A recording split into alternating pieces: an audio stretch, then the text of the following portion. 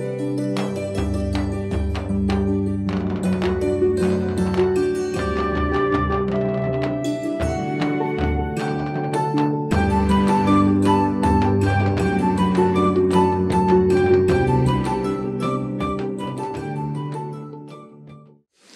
के इस अवसर को सेलिब्रेट करने के लिए कुरैशी सर जैसा और उनसे बेहतर कोई हमें गेस्ट नहीं मिल सकता था. So we are really happy that you are here sir. दूसरा बात, before we move forward, I think Hindi और इंग्लिश दोनों थोड़ा सा मिक्स करके इंटरव्यू करेंगे. That will be I think comfortable for everybody. हाँ, कोई क्वेश्चन आंसर नहीं होगा. जो सवाल पूछने मैं पूछूंगा. अगर कुछ डाउट्स है तो you can always read his writings. He is a prolific writer. बहुत वीडियोस भी आते रहते हैं उनके, सो प्लीज चेक आउट. अभी प्रिंट पे कल ही आया हुआ था. हम चाहते थे यहाँ पे दिखाना, बट टाइम की वजह से नहीं दिखा पा रहे. So please check out his writings. We all know कि सर चीफ इलेक्शन कमिश्नर रहे हुए हैं, बट उससे पहले 35 इयर्स सर का IAS में बहुत ही सक्सेसफुल करियर रहा हुआ है. सर हरियाणा राज्य में थे. हरियाणा राज्य एंड केंद्र सरकार दोनों जगह पे सर का बहुत ही वाइड एक्सपीरियंस रहा हुआ है. Power, steel, education, youth and sports affairs, ऐसे मिनिस्ट्रीज का एक्सपीरियंस है. Development has been a central theme for his overall career, and he has been writing prolifically on issues like elections. So plan ऐसा है कि sir के साथ हम 4 phases के बारे में बात करेंगे. First 25 years before he became IAS, then 35 years in IAS, फिर 5 साल उनके जो चीफ इलेक्शन कमिश्नर रहे थे, और उसके बाद के 10 साल. सर, टू स्टार्ट विद, आपका जो अनडॉक्यूमेंटेड वंडर है, क्रिटिकली अक्लेम्ड बुक है, फ्रॉम नटवर सिंह टू कबीर बेदी, सब लोगों ने उसको अक्लेम किया हुआ है. So you can imagine the range of that book and how useful and important that book is. आपने वो आपके पिताजी मौलाना जुबैर कुरैशी जी को डेडिकेट किया हुआ है. आपके जैसे वो भी सेंट स्टीफन से पढ़े हुए थे. सो उनका आप योगदान बता सकते हैं आपके ग्रोइंग अप ईयर्स में? सबसे पहले तो मैं बधाई देना चाहूँगा विनोद जी को और कारवान मैगजीन को कि उनका 75th एनिवर्सरी हो रही है. बहुत मेजर अचीवमेंट है. 75 साल तक अनइंटरप्टेड किसी मैगजीन का निकलते रहना. सरकारें आती गई, सरकारें जाती गई, अपनी इंडिपेंडेंट वॉइस आपने उसको बरकरार रखी. इसके लिए बहुत बहुत बधाई के पात्र. दूसरे, मैंने इतनी मराठी जिसकी मुझे बड़ी शर्मिंदगी हुई कि मुझे क्यों नहीं आती. मुझे 2 ही सेंटेंसेस आते हैं जो हर एक सीख लेता है बचपन में. एक तो लॉकर पाहिजे, जो 20 का मतलब है. दूसरा को बुरा ना माने, तू मला फार आवडती. ये मैंने तकरीबन हर लैंग्वेज में सीख रखा. और मैंने नेपाली में भी सीखा, और उसके बाद जिस पे मैंने इस्तेमाल किया वो अब मेरी वाइफ है.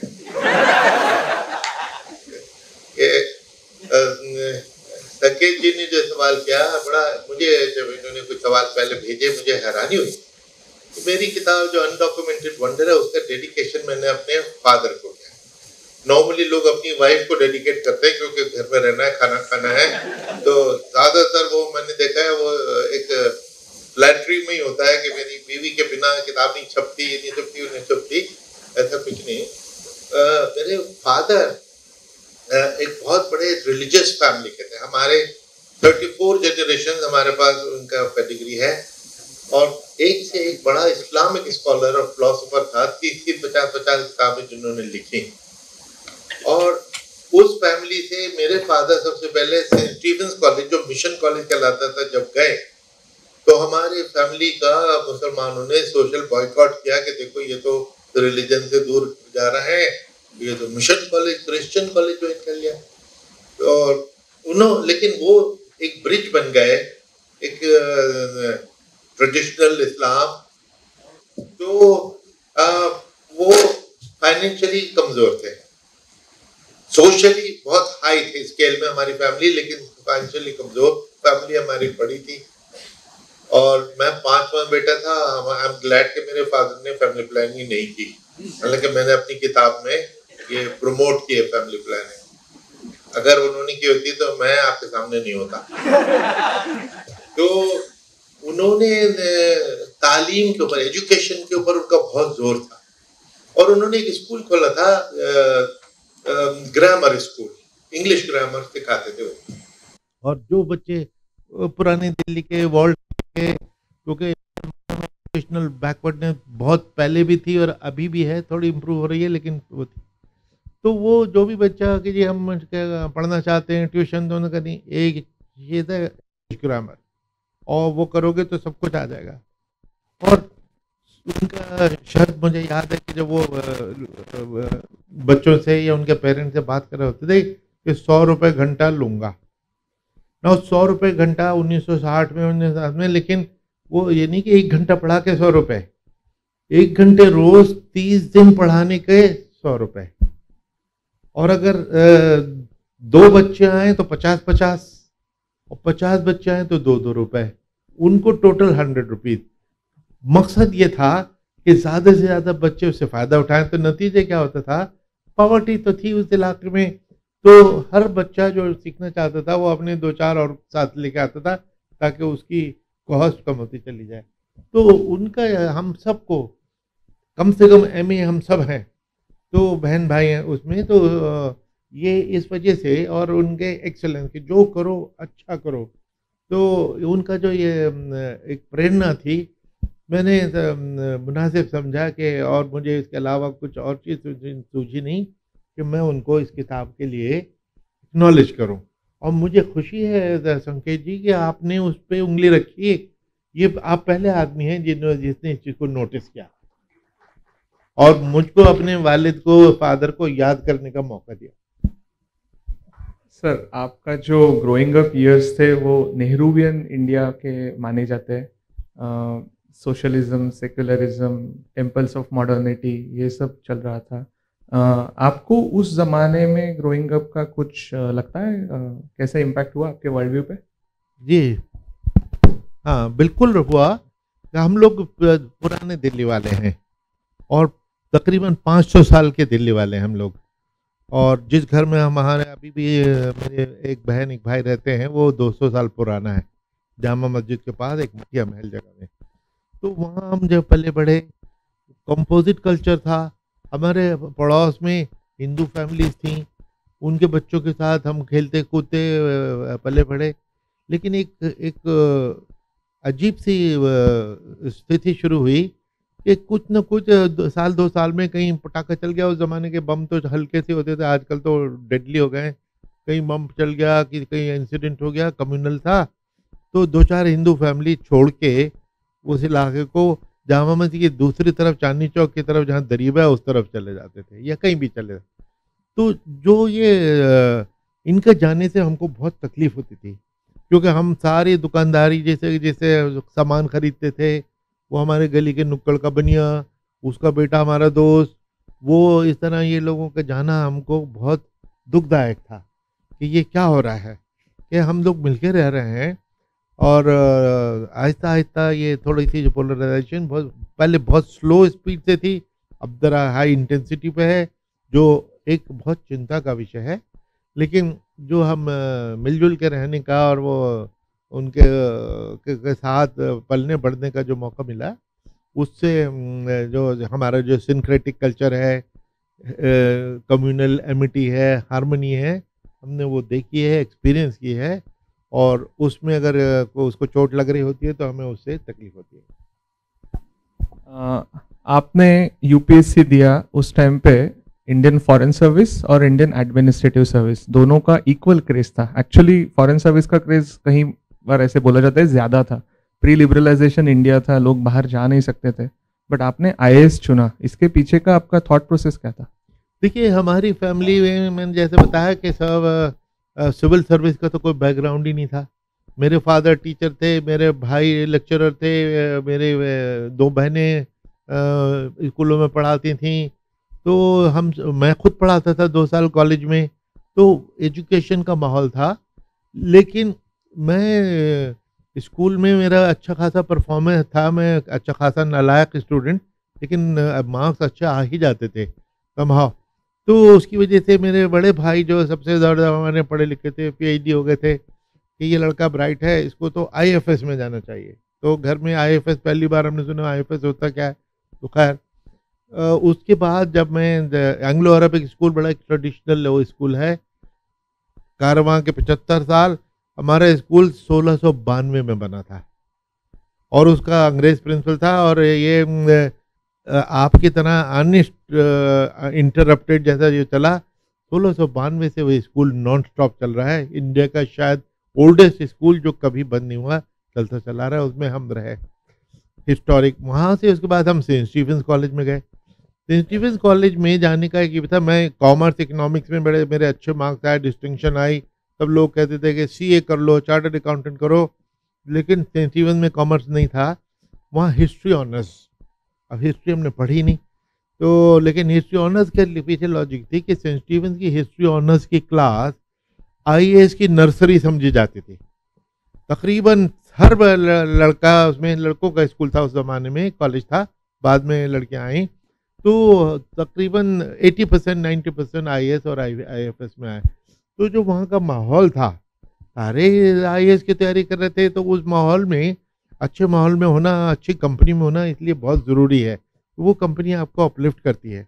अगर आप जो बुज़ुर्गों का था कि man is known by the company keeps, तो कंपनी का बड़ा असर होता है। तो आप चूँकि पढ़े लिखे, पढ़ने वाले, अच्छे परफॉर्मर वो थे, उसकी वजह से हमें भी प्रेरणा रही और हमने आईएएस का एग्ज़ाम दिया। 2 साल पहले मैं दिल्ली कॉलेज, एक वो भी बड़ा हिस्टोरिक कॉलेज है, वो भी 300 साल पुराना कॉलेज है, उसका नाम बाद में सरकार ने जाकिर हुसैन कॉलेज रख दिया, जिससे हमको बड़ी तकलीफ है। तो दिल्ली कॉलेज 300 साल का पुराना हिस्टोरिक जगह, आपने जाकिर हुसैन को अगर कमेमोरेट करना था एक और कॉलेज बनाते, चलते हुए कॉलेज का नाम बदलने का क्या मतलब होता है, रोक दिया। खैर वी प्रोटेस्टेड के ये क्या है, लेकिन वो लेटली डॉक्टर मनमोहन सिंह के ज़माने में प्रोटेस्ट पता गया, he prime minister of India is the chairman of that college by the way. मैं 2-3 साल उसके बोर्ड पर रहा, तो उसमें ये प्रोटेस्ट किया गया कि भाई ये आप दिल्ली कॉलेज वापस लाइए, वो तो हिस्टोरिक लफ्ज़ था, तो उसको जाकिर हुसैन दिल्ली कॉलेज उसमें ऐड कर दिया गया। इसमें कपिल सिब्बल का अच्छा रोल था, कपिल सिब्बल मेरे क्लास फेलो भी थे, तो उनका इसमें रोल था, तो दिया, तो एक वाया मीडिया हो गया। तो उसमें मैं 2 साल मैंने पढ़ाया। आपने विनोद राय का नाम सुना होगा, हमारे फेमस सीए जी, वो भी मेरे साथ पढ़ाते थे, और एक और आईएएस एक थे विश्वनाथन, हम 3 लोगों ने एक साथ एग्ज़ाम दिया। अगर विनोद राय सुन नहीं रहे हो तो मैं आपको बता दूं कि हमने एग्ज़ाम दिया, सिर्फ मैं पास हुआ। तो लेकिन वो दोनों अगले साल आए, वो सेंट्रल सर्विसेज में 2 साल आ गए, लेकिन अगले साल आईएएस में भी आ गए। लेकिन देखिए, senior is senior, junior is junior, चाहे वो एक दिन का सीनियर। तो ये मैं विनोद राय को याद दिलाता रहता हूँ और वो कभी उसको डिनाई नहीं करते। तो पहले जब मैंने दिल्ली कॉलेज ज्वाइन किया, मैं सेंट स्टीफेंस कॉलेज से आया, एमए हिस्ट्री किया और बड़े क्वालिटी टीचिंग, क्वालिटी नोट्स। तो जब मैं हिस्ट्री पढ़ा रहा था, तो बैटल ऑफ पानीपत, उसमें मैंने 3 दिन लगाए, क्योंकि मैंने उसमें कि जी वो इस तरह थी, ये मिलिट्री स्ट्रैटेजी थी, ये इस तरह था, इधर से आर्मी इधर से आई, ये आए वो आए। तो एक दिन स्टाफ रूम में मेरे कोलीग हंस रहा है, मैंने कहा भाई क्या बात होगी? कहने के साहब आपने 3 दिन में सिर्फ एक बैटल ऑफ पानीपत पढ़ाई है, 3 दिन में तो आपने पूरी मिडिवल इंडियन हिस्ट्री पढ़ानी थी। तो अच्छा, तो मुझे ख्याल हुआ कि इस तरह तो कोर्स कंप्लीट नहीं होगा। तो उस ज़माने में एक किताब होती थी, आप में से कुछ लोगों ने ज़रूर सुनी होगी, एल मुखर्जी की हिस्ट्री की किताब थी, स्कूल की हिस्ट्री किताब होती थी वो, लेकिन ब्यूटीफुल रिटन, ब्यूटीफुल इंग्लिश, और वो बहुत अच्छी किताब। और ज़्यादातर लोग जो साइंस, फिजिक्स, केमिस्ट्री करके आईएएस में इम्तिहान देते तो कामयाब होते थे, वो एल मुखर्जी पढ़ के आते थे। हमने पीएचडी एमए किया तो बड़े बड़े हमने ओरिजिनल सोर्सेज पढ़ी, वो सब बेकार, एल मुखर्जी काम आई। अगले साल हमने एल मुखर्जी से पढ़ाई, लेकिन डिसइल्यूजनमेंट शुरू हुआ। हमने कहा यार उस स्टैंडर्ड पे हम थे और अब हम स्कूल के लेवल पे आ गए, is that how I am going to spend my 35 years? तो पहले आईएएस का इरादा नहीं था कि हमारे कोलीग भी कहते रहे, अरे यार तुम लेक्चरर हो गए, लेक्चरर वॉज द अल्टीमेट, अब और क्या चाहिए ज़िंदगी में, चलो। तो पहले साल हम कंटेंटेड रहे, और लेकिन जब देखा कि ये तो हमारा लेवल तो बड़ा नीचा आ जाएगा, तो that is when I decided to appear for the IAS, and I'm glad God was kind that I made it. एक और भी रीज़न था, इवनिंग कॉलेज में पढ़ाता था। इवनिंग कॉलेज में तो मुश्किल से 1 या 2 क्लासेस होती थी, लेकिन एक हैंडीकैप था कि मैं 22 साल का था और उसमें एवरेज एज ऑफ स्टूडेंट 35 साल थी, क्योंकि वो सब तो काम करते थे कहीं के दफ्तरों में। तो मैंने कहा कि ये मुझे सीरियसली नहीं लेंगे, मैं बच्चा सा लगता हूँ, तो मैंने एक डमी चश्मा पहना, ये जेन्युइन है। बाद में ये 84 तक, 69 से 84 तक मैंने वो डमी चश्मा पहना, क्योंकि फिर वो एक पर्सनालिटी का, जिस्म का, ड्रेस का हिस्सा हो गया। 84 में फिर आंखें खराब हुई तो फिर वो चश्मा आया। तो इस तरह के लोग मुझको, बड़े बड़े लड़के हैं, सीरियसली लें, तो ये वहाँ की हिस्ट्री। सिर्फ शाम को 2 घंटे की क्लास, दिन भर खाली। तो हमारे बहुत से कोलीग मून लाइटिंग करते थे। मून लाइटिंग का क्या मतलब, दिन भर में दूसरी जॉब करते थे इलीगली। किसी के अकाउंटेंट है, कोई कहीं है, which is illegal. You are full time employ, you are paid, पढ़ाई करो, इम्प्रूव करो अपनी क्वालिटी। वो तस्वुर ही नहीं था। मैंने वो दिन भर कैसे इस्तेमाल किया, जो शायद आपका आगे एक सवाल आना था। मुझे उस जमाने में म्यूजिक का बड़ा शौक था, और मैं अपनी अफोर्ड उस वक्त तक नहीं कर सकता था, तो मैं अपनी इलेक्ट्रिक गिटार खुद बनाता था। मैंने 5 बनाई हैं। और हमारा अपना एक बीट ग्रुप था, रॉक बैंड है जिसको उस जमाने में बीट ग्रुप कहते थे। एक बीट ग्रुप बनाया था, तो सारा दिन हमको म्यूजिक के लिए मिलता था, तो हम तो बड़ा खुश थे। मुझे एक आपने फादर का जिक्र किया, एक इंसिडेंट मुझे याद है। मेरा कमरा, घर हमारा स्प्रेड आउट सा कुछ था, थोड़ा घर के एक रिमोट कॉर्नर में कमरा, तो वहाँ मैं बैठ के अपनी म्यूजिक बना रहा हूँ, ये बना रहा हूँ। एक दिन मेरे फादर ने मेरी माँ से कहा कि याकूब, मेरा सेकंड नेम है, कि याकूब भी देखो बेचारा दिन भर पढ़ाई करता है, उन्हें क्या मालूम कि मैं म्यूजिक बजा रहा होता हूँ और वो करता हूँ। तो लेकिन वो मुझे एक लफ्ज उनका ये याद है। तो बहरहाल वो म्यूजिक वाला जो है, उसको हम स्टोरी को बाद में कंप्लीट करेंगे। किस तरह फिर मैं जो IAS में आया, आपका जो मेन सवाल कि व्हाई नॉट IFS, एक्चुअली ये स्टोरी बहुत पुरानी है। एक ज़माना था हमारे वक्त में 5, 7, 8, 10 सीट्स होती थी, तो नॉर्मली टॉपर्स उसको ऑप्ट करते थे। मेरा नंबर 38 था, टॉपर नहीं था, तो वरना मैं शायद टेम्प्ट हो जाता। लेकिन आजकल और पिछले 30 साल से 50, 55, 70 लोग IFS नहीं लेते टॉप रैंक से, 71वां आदमी IFS लेता है। IFS इतना अनपॉपुलर हो गया, क्यों? क्योंकि IAS की पावर लोगों ने देखी। पावर तो फील्ड में है, कलेक्टर की है, SDM की है, जो हाउस में करते हैं। क्योंकि आप फॉरेन सर्विस में जाएंगे, और दूसरे फॉरेन सर्विस का मतलब न्यूयॉर्क, पेरिस और लंदन ही नहीं है, वहाँ एंगोला भी है, माली भी है, टिम्बकटू भी है, पापुआ न्यू गिनी भी है। तो वहाँ जाके और आपकी ज़िंदगी अनस्टेबल लाइफ, उनके बच्चे 20-20 स्कूलों में जाते थे, तो कोई आइडियल लाइफ नहीं थी। और वो ज़माना तो ये भी था कि किसी के घर में हम इंपोर्ट करके ट्रांजिस्टर भी ले आएँ तो बहुत बड़ी चीज़ होती थी कि साहब इम्पोर्टेड ट्रांजिस्टर नेशनल स्टैंडर्ड का जापान से आ गया। अब तो हर गली में, हर कुछ पे हर चीज़ ये चीज़ मिलती है। तो ज़माने बदल गए। और अभी 2 साल से मैं बायजू के लिए मॉक इंटरव्यूज़ कर रहा था, जो लोगों के सिलेक्शन हो जाता है और इंटरव्यू के लिए, तो नॉर्मली फॉर एवरी सीट 3 गुना लोग बुलाए जाते हैं। अगर 1000 सीट है तो 3000 आदमी ही बुलाए।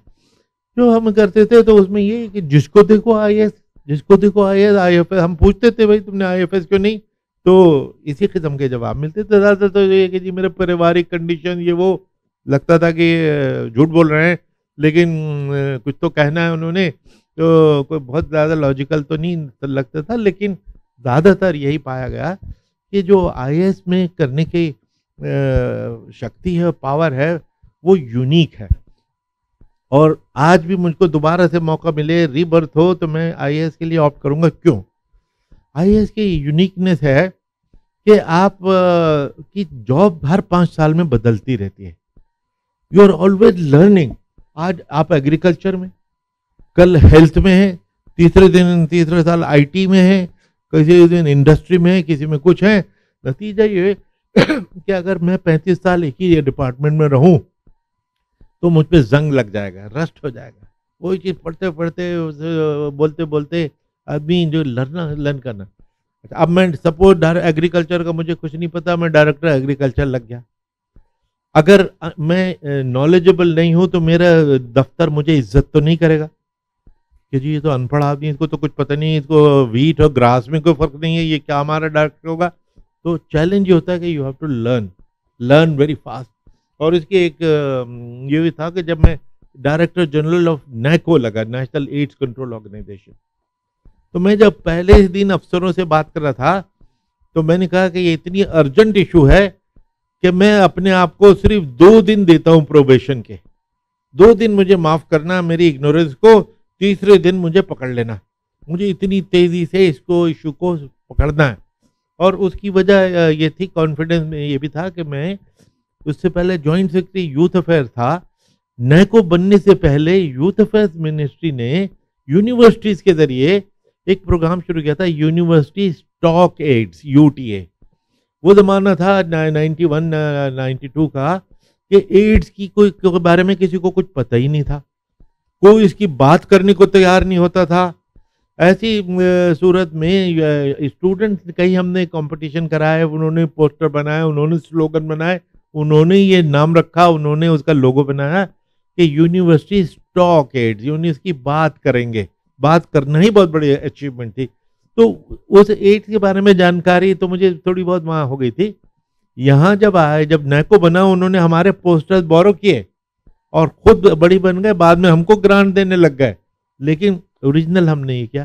तो हमें जो हर नई जॉब में जो सीखना जरूरी होता है, पुलिस में है वही जिंदगी भर 35 साल वही काम करता है, इनकम टैक्स वाला 35 साल वही काम करता है, फॉरेन सर्विस वाला एक ही काम करता है, सिर्फ आईएएस है जिसके यहाँ वैरायटी है, और वैरायटी की वजह से we never go stale, we are always learning. That is the beauty, that is the best part of the IAS.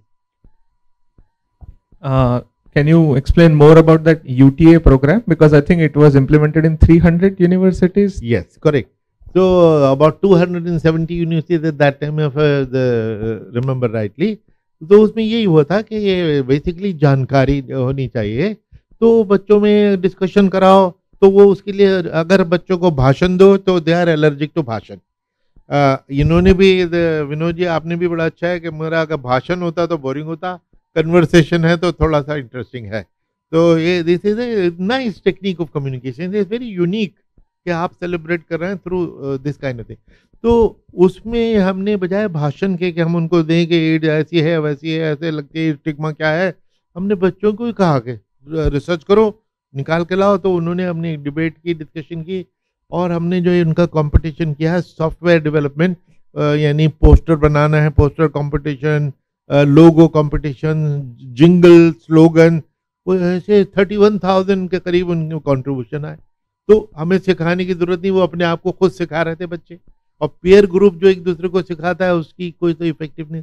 बल्कि मुझे याद है स्टिल, बिहार के एक बच्चे ने एक स्लोगन इसके लिए किया, इतना ऐप था वो कि क्योंकि उस जमाने में एड्स के नाम से लोग डरते थे, डॉक्टर्स किसी HIV पेशेंट को हाथ नहीं लगाते थे कि मर जाएगा, हो जाएगा, जिंदगी भर खराब। लेकिन तो उसके उसमें है कि हमने लोगों को उसकी सीरियसनेस भी समझानी है, लेकिन पैनिक भी नहीं क्रिएट करना। तो एक बच्चे ने एक स्लोगन किया, डरना नहीं समझना होगा। Beautiful slogan created by a child school. तो ये UTA प्रोग्राम इतना कि दुनिया के वर्ल्ड बैंक ने या WHO ने, वर्ल्ड बैंक ने 10 best quality programs of the world में इस प्रोग्राम को चुना था for its innovativeness, and all done by our students in the university. आप डायरेक्टर जनरल रहे वो नेहरू युवा केंद्र के, लेटर आप सेक्रेटरी रहे थे मिनिस्ट्री ऑफ यूथ अफेयर्स। उसके बाद जब इलेक्शन कमीशन में थे तब भी आपने यंग वोटर्स के ऊपर बहुत ज़्यादा एम्फेसिस दिया था।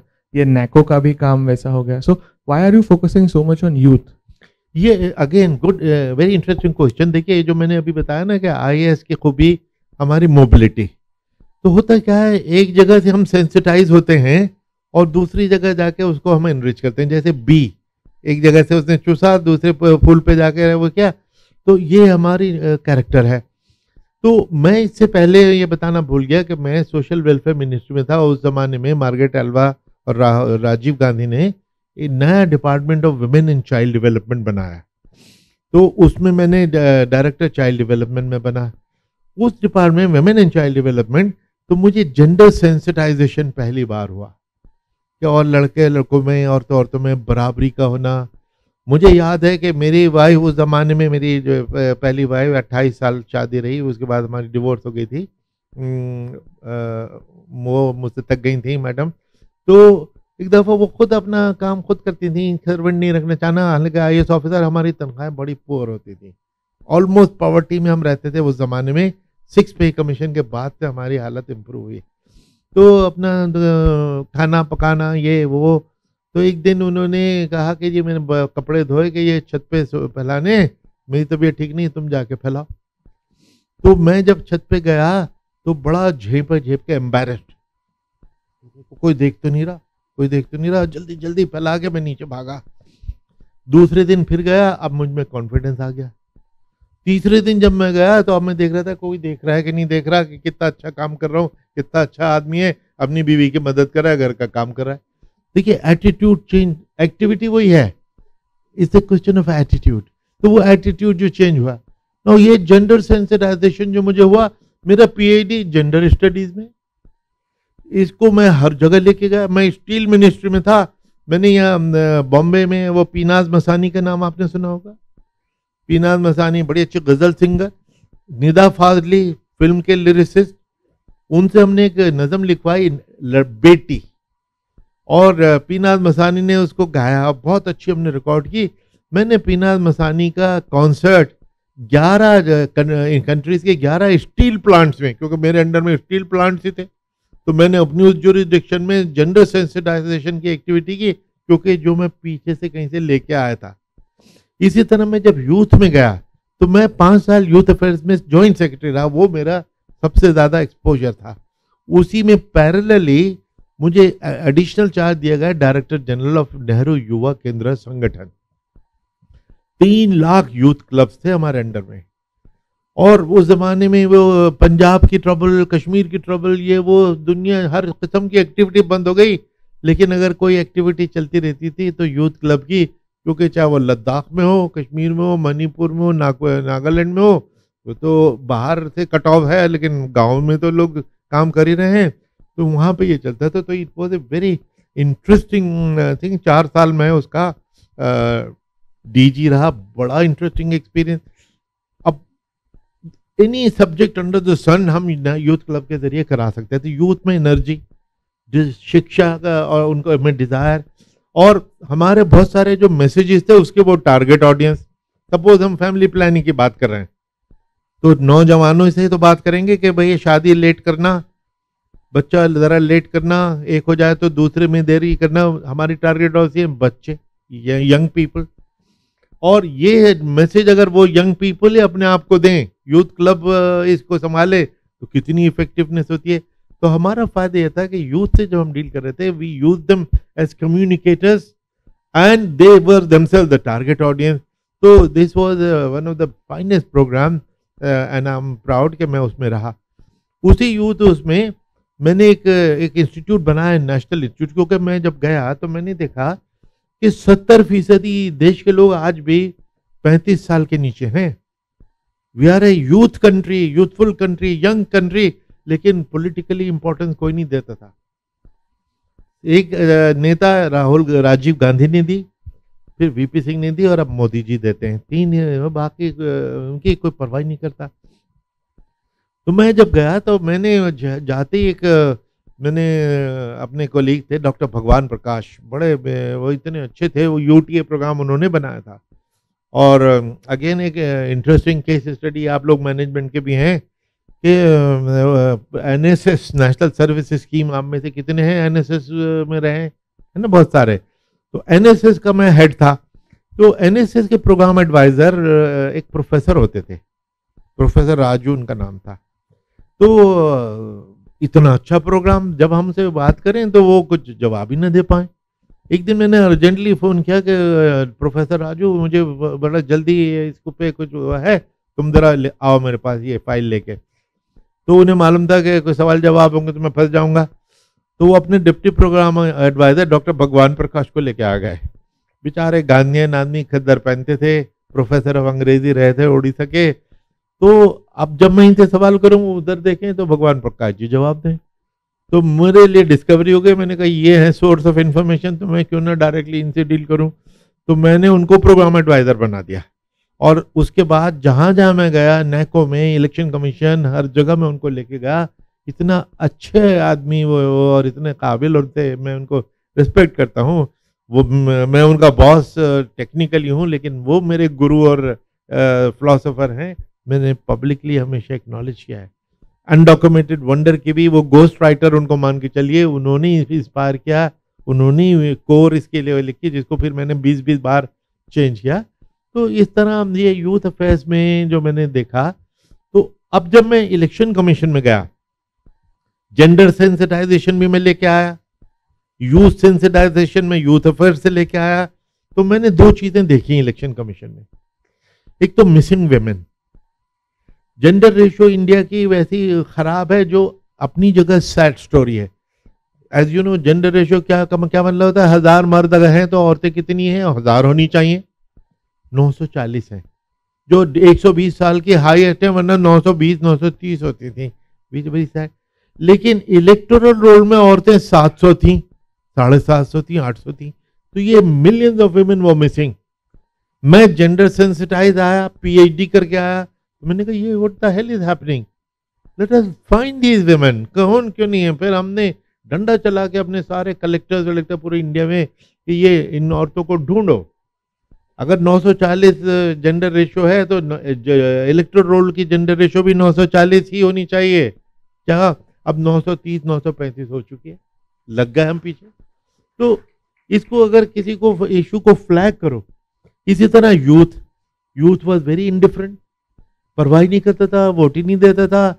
उसको 18 साल की उम्र की इंपॉर्टेंस पता थी। क्यों? क्योंकि ड्राइविंग लाइसेंस मिलेगा, वो मोटरसाइकिल चलाएगा या एडल्ट फिल्में देखेगा। उसको ये नहीं पता था कि उसके पास पॉलिटिकल पावर आएगी, वोटिंग राइट आएगा, वो नहीं पता था। इसकी भी स्टोरी मैं आपको सुना दूं। डॉक्टर भगवान प्रकाश, उसके अगेन एक दफा एक उड़ीसा में भुवनेश्वर में एक सिविल सोसाइटी की मीटिंग हो रही, इसी टाइप की, मच स्मॉलर, 50-60 लोग थे।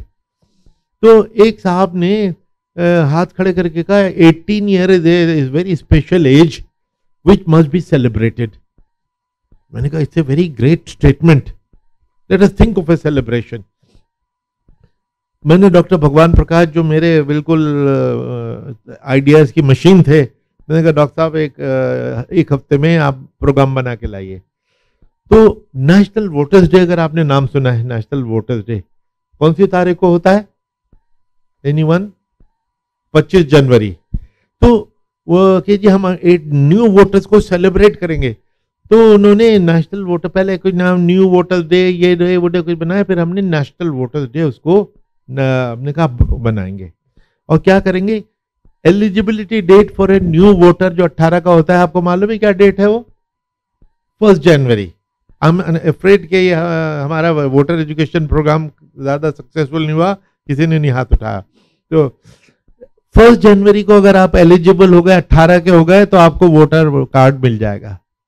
2 जनवरी को होंगे तो आप 18 के तो नहीं है, 2 जनवरी को आप एक दिन यंगर है, तो अगले साल तक वेट करना पड़ेगा। तो हमने क्या किया कि हमने ऑलरेडी सिर्फ 12% यंग पीपल 18 से 23 वाले रजिस्टर करते थे। 12%, इतनी पावरफुल चीज से। तो हमने उनको सितंबर से ही हमने कहा कि हम इनको ढूंढेंगे, और 1 जनवरी होते ही, कैलेंडर ईयर आते ही, हम इनको इलेक्टोरल रोल नोटिफाई कर देंगे। हमने नोटिफाई कर दिया। अब इसमें एक इंटरेस्टिंग साइड स्टोरी, मैंने कोई 15 अक्टूबर के लगभग, ये 25 सितंबर की बात है, भुवनेश्वर की मीटिंग, जहां ये हिस्टोरिक आइडिया का जो दुनिया का बिगेस्ट यूथ एम्पावरमेंट प्रोग्राम है, उसका जन्म भुवनेश्वर में सिविल सोसाइटी की मीटिंग में हुआ। तो मैंने कैबिनेट सेक्रेटरी साहब को एक चिट्ठी लिखी। मिस्टर KM चंद्रशेखर उनका नाम था, 4-5 साल जो कैबिनेट सेक्रेटरी रहे, वो मेरे कॉलेज के क्लास फेलो भी थे सेंट स्टीफेंस के। तो उनको मैंने चिट्ठी लिखी कि mister cabinet secretary, we are planning to organize National Voters Day on 25th January. We will organize 8 lakh functions across the country at every booth, and we'll give the voter cards to the new members, to the new voters. So please ask all the ministries and the states to give us cooperation. It was more of a courtesy letter. क्या cooperation मुझे उनसे चाहिए था? कुछ नहीं, तो हमारे पास पूरी हमारी मशीनरी थी, हम करते ही कर ही रहे थे. तो 15 अक्टूबर का चिट्ठी, अक्टूबर गया, नवंबर गया, दिसंबर गया, जनवरी की 19 तारीख, 25 को हमारे ये फंक्शन है. कैबिनेट सेक्रेटरी का फोन आता है, Qureshi, your proposal for National Voters Day is coming before the cabinet today. Now the moment he used the word proposal, my heart sank. कि अरे यार, मैं तो इसको इम्प्लीमेंट किया बैठा हूँ, तुम इसको अभी प्रपोजल ही बोल रहा. अगर रिजेक्ट कर दिया अगर कैबिनेट ने, तो मैं कहाँ का रह जाऊंगा. तो मैं घबराया, मेरा दिल धक धक करने लगा. तो उसने कहा 2 सवालों के जवाब दो. मैंने कहा बोलिए. उसने कहा do you want a national holiday and how much money do you need. तो मेरे जवाब पहले उन्होंने कभी नहीं सुने होंगे. मैंने कहा मुझे नेशनल हॉलीडे नहीं चाहिए, कोई हॉलीडे नहीं चाहिए, मुझे तो वर्किंग डे चाहिए उस दिन, और मुझे 1 रुपया भी नहीं चाहिए. तो वो कहने लगा पागल हो गया है. मेरे क्लास वाले तो पागल हो गया है, तूने तो चिट्ठी में लिखा है कि 8 लाख फंक्शंस करेगा और कह रहा है पैसा नहीं चाहिए. मैंने कहा मैं पागल नहीं हो गया, मुझे मालूम है मैं क्या कह रहा हूँ. वोटर को रजिस्टर करना तो मेरी जॉब है, राउंड द ईयर करता हूँ, उसका मेरे पास बजट होता है, उसी जो राउंड द ईयर एक्टिविटी को मैं एक इवेंट में कन्वर्ट कर रहा हूँ, उसी पैसे का मैं इस्तेमाल करूंगा. तो this must be the only proposal cabinet decision in India history जो कैबिनेट मेमोरेंडम के बिना 10 लाइन के लेटर के ऊपर अप्रूव हुआ, बिकॉज ऑफ इट्स सिंप्लिसिटी. पर आप लोगों को ये भी बताना चाहते हो कि कैबिनेट में डिसीजन कैसे होते हैं. कि मेरे अगर यूथ मिनिस्ट्री का प्रपोजल है, ये मेरी हेल्थ मिनिस्ट्री का प्रपोजल है, तो मुझे 15-20 मिनिस्ट्रीज को वो प्रपोजल पहले भेजना होता है. हेल्थ मिनिस्ट्री को जाएगा, लॉ मिनिस्ट्री को जाएगा, होम मिनिस्ट्री को, फाइनेंस मिनिस्ट्री को, इसको उसको, कि भाई किसी को कोई प्रॉब्लम है, इतराज हो तो बता दो. क्योंकि कैबिनेट में हम कंट्रोवर्शियल चीज नहीं ले जा सकते, सारा डिस्प्यूट सेटल करके जाते हैं. इसलिए कैबिनेट मेमोरेंडम में to and fro correspondent time लगता है. ये प्रपोजल 10 लाइन के लेटर पे, क्योंकि हमने कुछ डिमांड ही कुछ नहीं थी. नेशनल डे मनाया जाता है. पहला नेशनल वोटर डे 25 जनवरी 2011. श्रीमती प्रतिभा पाटिल जो पुणे में रहती हैं, वो हमारी राष्ट्रपति, उनको हमने रिक्वेस्ट की, उन्होंने उसका उद्घाटन किया. तो मिसेस पाटिल ने अपनी स्पीच में बड़ी इंटरेस्टिंग बात कही. उन्होंने कहा कि आज मेरी पोती भी 18 की हुई है, उसको भी वोटर कार्ड मिला है, बड़ी खुश है, वो बड़ी एक्साइटेड है. और उन्होंने फिर प्रतिभा जी ने 10 यंगस्टर्स को, मिलियंस ने, 18 मिलियन ने रजिस्टर किया था, उनमें से 10 को उस दिन उन्होंने अपने हाथ से कार्ड दिए. 35 chief election commissioners of the world were attending this function. जब उन्होंने ये सुना कि नेशनल वोटर डे, वोटर की इसमें एनलाइटनमेंट एजुकेशन हो रही है और बगैर खर्चे की हो रही है, तो मेरे पास सब पूछने आएगा क्या तुम्हारी टेक्निक है. हमने बता दी. किताब के लिखने के वक्त तक 7 कंट्रीज में ने नेशनल वोटर्स डे शुरू कर दिया था. नेपाल, भूटान, पाकिस्तान, साउथ कोरिया, जगह जगह. Idea is so simple. If you have a simple practical idea, it is so replicable. I am very proud कि आज तक वो मनाया जाता है. प्रेसिडेंट ही हर बार आते हैं और उसको लॉन्च करते हैं, और हर बार 30-35 कंट्रीज के चीफ आते हैं. तो ये चीज original provocation from the audience, एक एनएसएस का कोऑर्डिनेटर था कैप्टन सुरेश, और उसके ऑथर थे डॉक्टर भगवान प्रकाश, उसका इम्प्लीमेंटर था मैं, और उसको कामयाब बनाने वाला खुदा भगवान. तो आज वो दुनिया का बिगेस्ट यूथ एम्पावरमेंट प्रोग्राम आज तक चल रहा है. एक सवाल है जो थोड़ा इलेक्शंस और डेमोक्रेसी से बाहर मैं पूछना चाहता हूँ, फिर वापस इसी सब्जेक्ट पे आएंगे. आप यूथ अफेयर्स मिनिस्ट्री के सेक्रेटरी रहे थे. अभी जो फीमेल रेसलर्स का इशू को लेके बहुत डिस्कशन चल रहा था, how would you have handled it?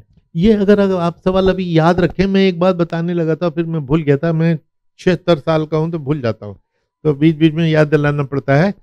तो जब मैं वहाँ गया यूथ मिनिस्ट्री में, तो मैंने कहा कि हर डिपार्टमेंट के नेशनल इंस्टीट्यूट होते हैं, national institute of women development, child development, adult literacy, ये लिटरेसी, यूथ 70% इंडिया यूथ, और हमारा कोई डिपार्टमेंट नहीं है।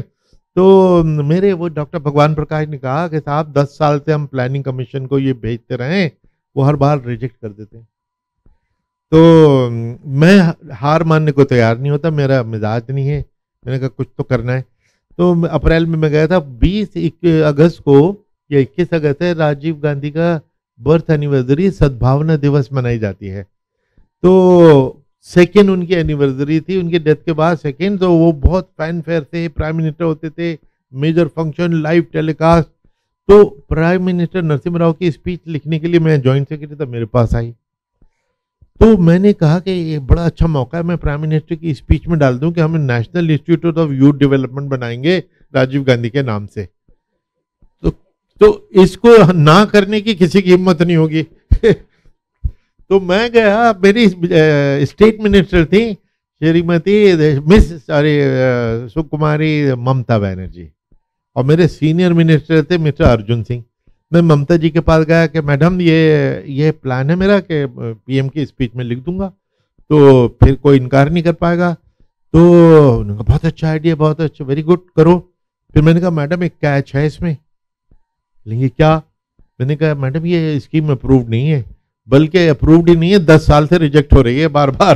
तो वो कह लेंगे अच्छा नहीं, तो सोच लो, तुम अर्जुन सिंह जी से पूछ लो। तो मैं अर्जुन सिंह जी से पूछने का, वो बहुत राजा आदमी थे, उनको मैंने शुरू में बता दिया कि सर ये मैं रिस्क लेने जा रहा हूँ, इजाज़त दे तो गो हेड डू इट। खैर वो मैंने स्पीच में लिख दिया। नरसिम्हा राव जी बड़े एरोडाइट एंड स्कॉलरली आदमी, वो उन्होंने मेरी लिखी हुई स्पीच की तरफ देखा ही नहीं, वो अपने बोलते गए बड़ी और बहुत अच्छी स्पीच दे रहे थे। अब मैं घबरा रहा, मुझे पसीना आ रहा है कि यार मैंने इतनी मेहनत करके स्पीच लिखी। वो फिर एकदम 17th मिनट में उन्होंने मेरी स्पीच में से एक पैराग्राफ पढ़ा, और वो ये पढ़ा कि अब हम राजीव गांधी की मेमोरी, जिन्होंने यूथ के लिए इतना किया, वोटिंग एज को 21 से 18 किया, उनके मेमोरी में एक नेशनल इंस्टीट्यूट बनाएंगे। तो मेरा काम हो गया कि बस अब मैं इस बेसिस पे, अब मैं प्लानिंग कमीशन के पास पहुंच गया तीसरे दिन, जो 10 साल से रिजेक्ट करती थी। मैंने कहा कि साहब ये पीएम ने अनाउंसमेंट किया है, मीडिया वाले पूछ रहे हैं कि कब का आ रहा है, तो बताओ क्या जवाब दूं। हालांकि किसी मीडिया वाले ने जब तक नहीं पूछा था क्योंकि मीडिया वाले भी काम के सवाल कहाँ करते हैं। तो खैर मैं प्लानिंग कमीशन के पास कि साहब पीएम का अनाउंसमेंट है, मीडिया वाले पूछ रहे हैं, can you believe it, within a week ये चीज अप्रूव हो गई। मुझे प्लानिंग कमीशन से घृणा हो गई। मैंने देखा प्लानिंग कमीशन वो बिल्कुल एक फ्रॉड था। मुझे खुशी है कि मोदी जी ने आते उसको अबॉलिश किया। क्या एक रिचुअल कर रहे हैं, तो हम लोग जाते थे, तमिलनाडु से आ रहे हैं, केरल से आ रहे हैं, वो कर रहे हैं, और उन्होंने पहले से फैसला कर रखा है कि हमको कैसा कितना पैसा देंगे। अरे भाई ड्रामा क्यों कर रहे हो, इतने पहले से बता दो कि इस बार आपको 5% इंक्रीज मिलेगी, 10 मिलेगी, तो हमारा टाइम भी बर्बाद नहीं होगा। पूरा ड्रामा करते थे। तो उसमें वो एक्सपोज हो गया कि प्राइम मिनिस्टर ऑफिस से फोन चला जाए तो 50,000 करोड़ मिल जाएंगे, और मैं 5 करोड़ के लिए रोता रहूंगा तो नहीं देंगे, 5 लाख नहीं देते थे। तो so much for the planning. तो इसलिए तो ये जो एक एक्सपीरियंस हुआ, तो बल्कि इस पे एक और इंटरेस्टिंग मैं बता दूं कि ये मेरा स्टाइल ऑफ मैनेजमेंट भी आया है। एक दफ़ा यूथ अफेयर्स के मैं जॉइंट सेक्रेटरी था, मेरे सेक्रेटरी थे मिस्टर भास्कर बरुआ, वो असम के रहने वाले, सेंट स्टीफेंस कॉलेज के थे, बहुत अच्छे नेक आदमी। तो हमारी मीटिंग की तैयारी हो, तो मैंने कहा सर क्यों टाइम बर्बाद कर रहा हो, कुछ मिलाएगा नहीं है, ये वो नहीं है। और मैंने कहा मैं आपको जो मेंबर मीटिंग लेते हैं वो क्या स्पीच देंगे, भाषण देंगे, मैं आपको लिख के ला के देता हूँ वो स्पीच क्या देंगे। तो मैंने एक स्पीच ड्राफ्ट की, ये यूथ बहुत इंपॉर्टेंट है, इतने लोग हैं, हमें इनके लिए बहुत कुछ करना चाहिए, ये करना चाहिए, वो करना चाहिए, समथिंग हम करना चाहते हैं, लेकिन इस बार फाइनेंशियल बड़ी स्ट्रिंजेंसी है, इसलिए हमको 3% इंक्रीज देंगे। ये स्पीच मैं लिख के लेकर, मैंने कहा साहब ये सुनने के लिए आप जा रहे हैं तो देख लीजिए, क्योंकि ये ड्रामेबाजी हर साल होती है। तो ये हुआ। अब जब मैं गया उस दिन मुझे मीटिंग से उठ के जल्दी जाना था, तो सेक्रेटरी साहब ने कहा कि भाई जॉइंट सेक्रेटरी जाना है। तो जब मेरी स्पीच आई तो वही हुआ जो मैंने कहा था। हमारे मेंबर साहब ने 15 उस दिन ओणम का फेस्टिवल एक दिन आगे या पीछे था, 15 मिनट तो ओणम पे बोले और 15-20 मिनट यूथ की इम्पोर्टेंस पे बोले और उसके बाद जो यही चीज़ कि जी पैसा नहीं है, थोड़ा सा इतना सा दे देंगे। तो मैंने कहा साहब मुझे मेरे फादर की एक कहानी याद है, वो मुझे सुनाते थे बचपन में हमको, कि एक राजा था, उसने अपने बड़े जनरस मूड में कहा मांग क्या मांगता है, 1 रुपए के अंदर अंदर। तो मैंने कहा साहब आपकी बात सुन के मुझे ये याद आ रही, कह रहे यार क्यों ड्रामा करते हो, साफ साफ साफ बता दो कितना पैसा देने चाहते। उनका चेहरा लाल। अच्छा मैं और to add insult to injury, मैं ये बात अधूरी छोड़ के मैं तो मुझे जाना था, मैं चला गया। वो मीटिंग शाम तक चली और लेकिन उतना उस पर उनको चोट लगी, 45% इंक्रीज हम बजट में लेके निकले वहां से। क्योंकि कोई फ्लैग करने वाला हो, सुनते ही नहीं है। इन्हें वो मतलब हम सिस्टम के साथ मजाक हो रहा है। और मोदी जी ने तो सफर किया था, 13 साल चीफ मिनिस्टर आए, डिप्टी चेयरमैन के साथ फोटो खिंचवाया जाता था हर चीफ मिनिस्टर का, और इतना मिलेगा इतना नहीं मिलेगा, प्लानिंग के लिए कोई वही नहीं थी। बहरहाल ये इंस्टीट्यूशंस की गरिमा, इंस्टीट्यूशन कैसे चलते हैं, कैसे चलने नहीं चाहिए, ये सब कहानियां ही हमारे ओवर पीरियड एक्सपीरियंस होता है। अब आपका सवाल क्या था? फीमेल रेसलर्स का इशू। ये जो जो रेसलर के साथ जो हुआ, ये तो बहुत ही अनफॉर्चुनेट है। और लेकिन जो हैरानी है कि सरकार की साइलेंस, क्योंकि वो उनकी पार्टी का एक लीडर है, लायबिलिटी हो गया। देखिए आप में से डॉक्टर्स भी होंगे, कोई है डॉक्टर आपको ये बताता है कि मेरे हाथ में कैंसर हो जाएगा तो उसको काट देना चाहिए, नहीं काटोगे तो पूरी बॉडी फिर मैं मरूंगा। तो लायबिलिटी जो बन गया उसको भी नहीं निकाल रहा है। बदनामी सरकार की हो रही है, लेकिन उसको डिफेंड करना, प्रोटेक्ट करने वुमेन, वो देखिए 100 में से 1 लड़की ही है जो हिम्मत करती है कि जो इसके साथ हो रहा है वो आके पब्लिक में बोले। 99 तो शर्मा के शराफत में चुप हो जाती है, सह लेती हैं। उनके माँ बाप कहते हैं बेटा बदनामी होगी तो इसको पब्लिक न कर। उसमें से वो कह रही हैं चैंपियन थे जिनके साथ सब बड़े बड़े लीडरों ने फोटो खिंचवाए, और फोटो ऑफ जब वो मेडल जीत के आई, और जब वो ये कह रही हैं, रो रही हैं कि जब मेरे साथ ये ज्यादती हुई, और कैसा डिस्क्रिप्शन आपने सुना होगा कि कैसा बेशरम वो आदमी क्या क्या हरकतें करता था, कुछ नहीं हुआ उसका। सुप्रीम कोर्ट भी बहुत दिन बाद बोलती है, सुप्रीम कोर्ट जो तो पहले दिन सुओ मोटो नोटिस लेना था, 4-5 महीने बाद कोई गया कि जी ये वो है, FIR रजिस्टर करो। अब ना पुलिस के लिए हमारी क्या रेस्पेक्ट रह जाए, हमारे IPS ऑफिसर जो मैं भी हो सकता था, क्या रेस्पेक्ट रह जाए कि वो पॉलिटिशियन से पूछ के FIR लिखते। बताओ जी आप क्या चाहते, कोई मेरिट, कोई जस्टिस, कोई कॉन्शियंस है ही नहीं।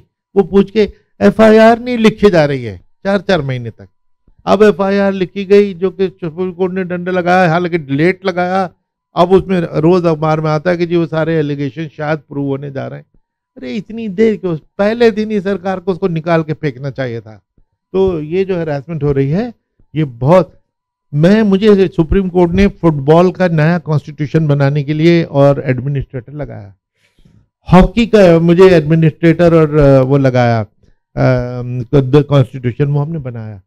और इससे पहले आर्चरी एसोसिएशन, उसमें हमारी कोशिश 2 कोशिशें कि sports code, national sports code है जो मेरे वक्त से ही हम लोग जिक्र किया करते हैं कि उसमें होना चाहिए, जिसमें 2 चीज़ों पर हम जोर देते हैं।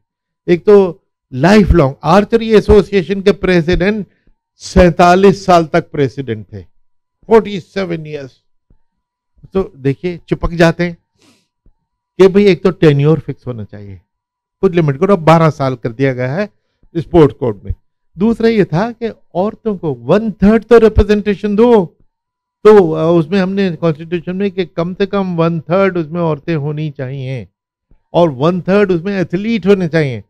फुटबॉलर का फुटबॉल एसोसिएशन में कहीं नाम ही नहीं है, हॉकी के कैप्टन का वहां पे कहीं है नहीं, चला रहे हैं उसको कोई दुकानदार लोग, छोटे मोटे politician.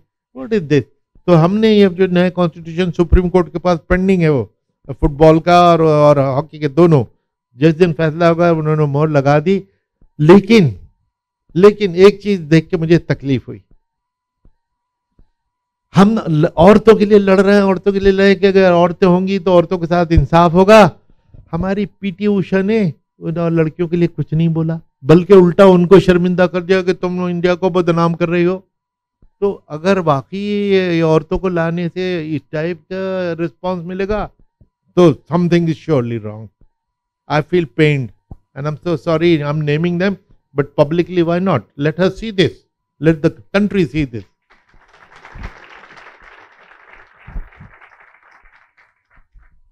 Coming back to elections and democracy sir, आप ये बहुत जेनेरिक सवाल लग सकता है, बट आप आईएएस में रहे, चीफ इलेक्शन कमिश्नर रहे, उसके बाद आप बाकी सारी इंटरनेशनल ऑर्गेनाइजेशंस के साथ काम करते हैं। इलेक्शंस और डेमोक्रेसी का रिलेशनशिप आप कैसे देखते हैं? देखिए, डेमोक्रेसी बगैर इलेक्शन के तो कामयाबी नहीं। इलेक्शन और डेमोक्रेसी एक ही सिक्के के दो साइड्स हैं। और लेकिन election itself is not entirely democracy. तो election is one part of democracy.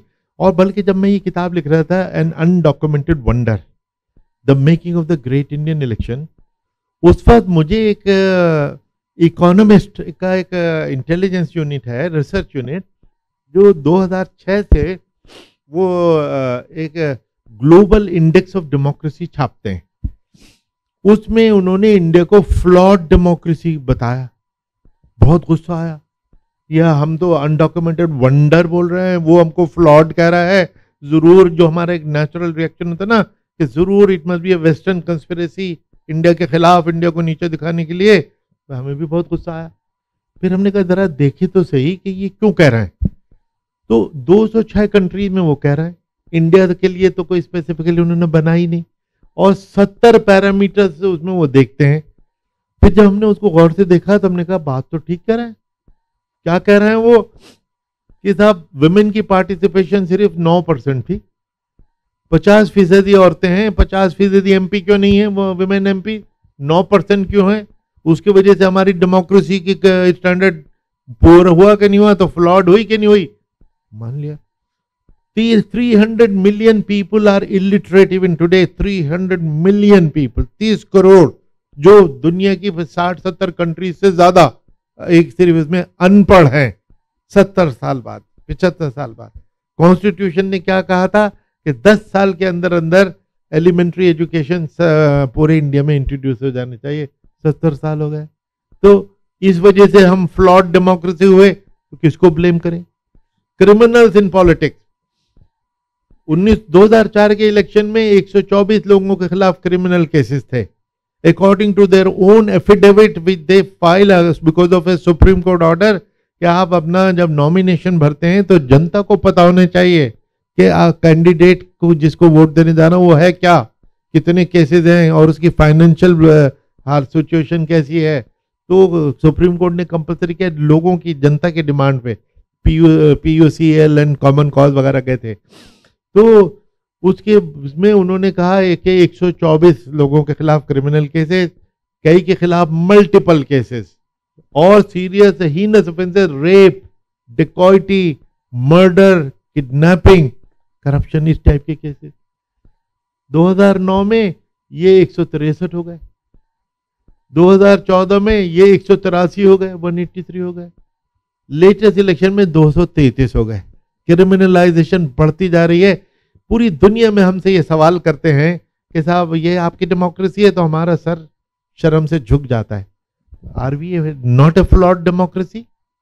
इस वजह से हमको फ्लॉड कर रहे हैं। इस किस्म के और कई पैरामीटर्स हैं।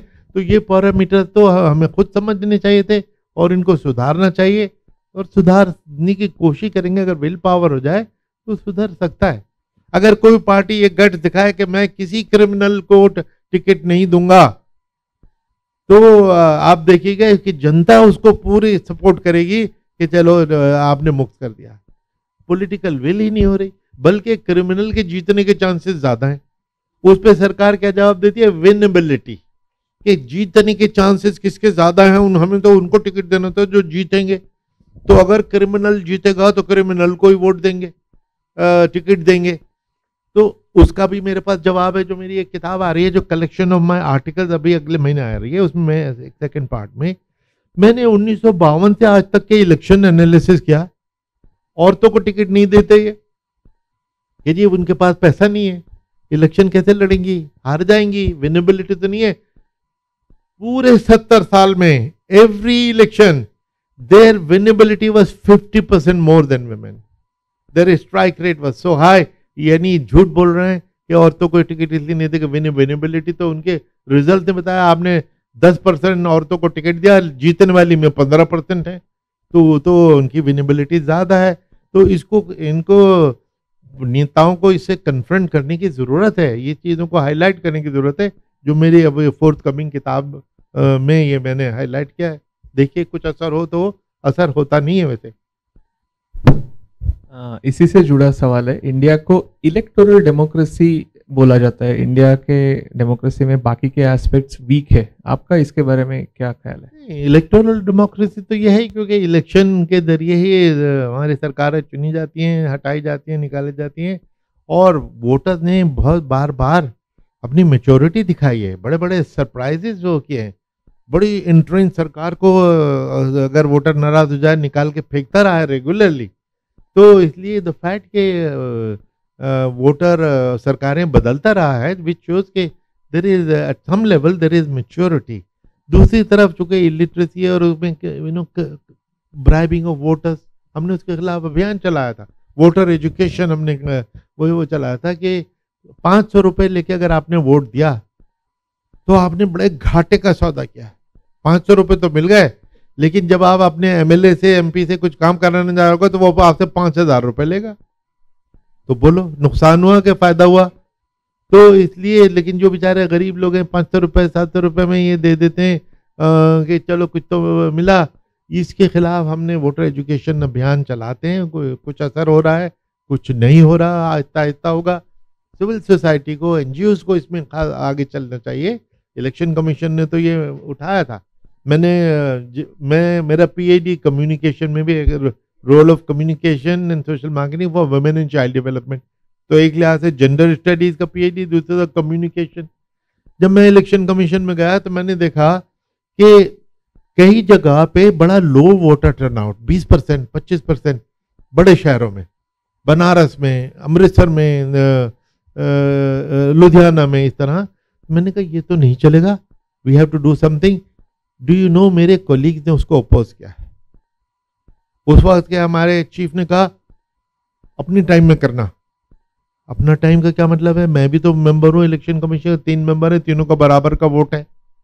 मेरी जिम्मेदारी उतनी है कि कमीशन की फीलिंग ये थी कि educating voters is not our job, it is the job of NGO, it is the job of the media, it is the job of politicians. मैंने कहा no, I don't buy that argument, because low voter turnout actually question the legitimacy of the elected people.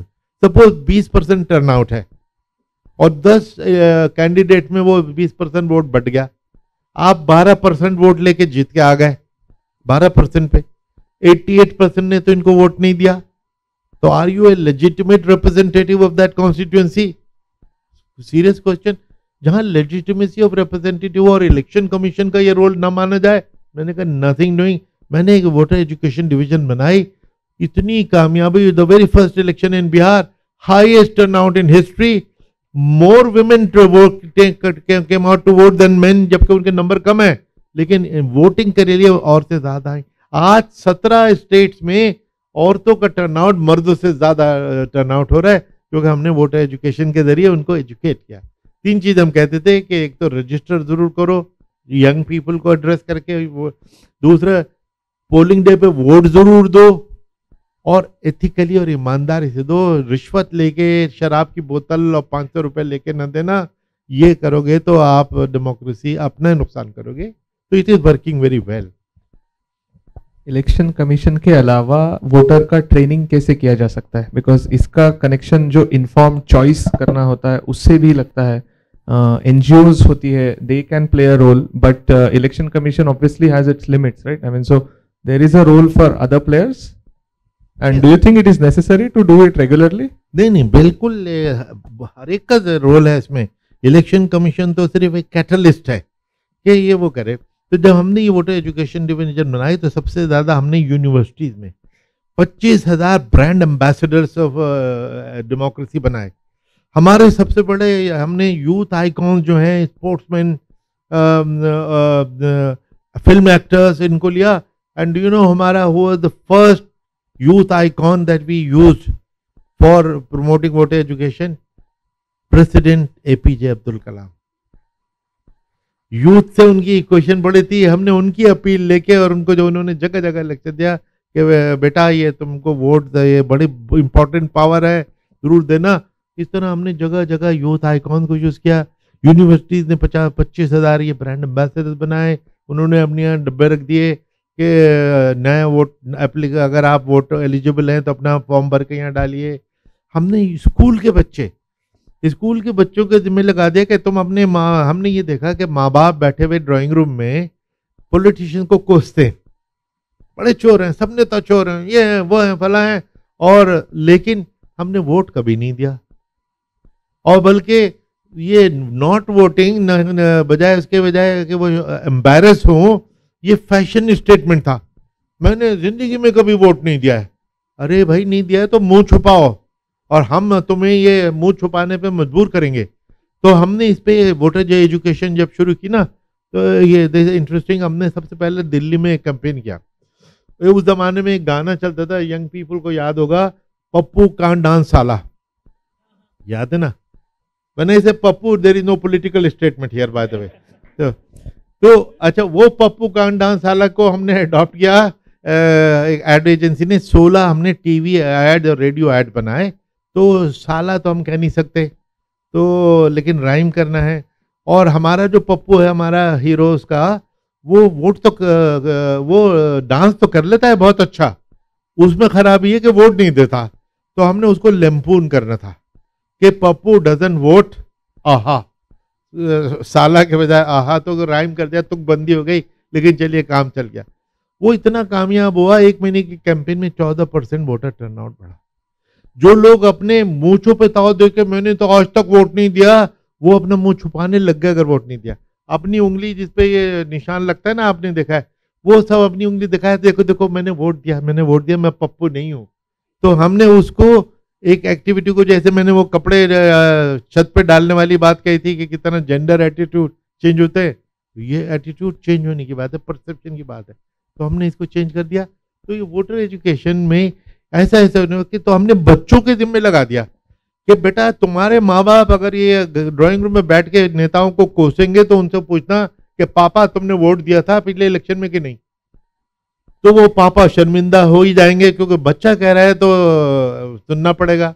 और बच्चा कहता है उसके लिए तो हम हर चीज़ खरीद के लाते हैं। तो बच्चों नहीं है कि जी अगर आप वोट देने नहीं जाए तो हम भूख हड़ताल करेंगे।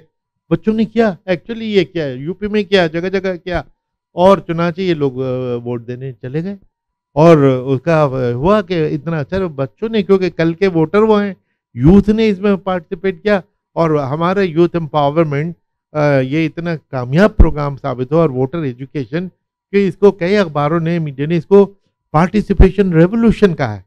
बहुत से लोग हमको ये कहते थे कि इलेक्शन कमीशन डंडा चलाता है वो उसमें, और उसने पहले हजार गाड़ियों की कैवलकेड होता था, अब 10 से ज़्यादा अलाउड नहीं है, झंडे नहीं आप घर घर नहीं लगा सकते, आपके दीवारों को आके पेंट कर दिया करते थे, और आप फिर हजारों रुपए उसको पेंट कराने में लगाते थे कि जी ये हमने रेगुलेट के सेशंस आपके ज़माने थे कि election commission has killed the festival of democracy.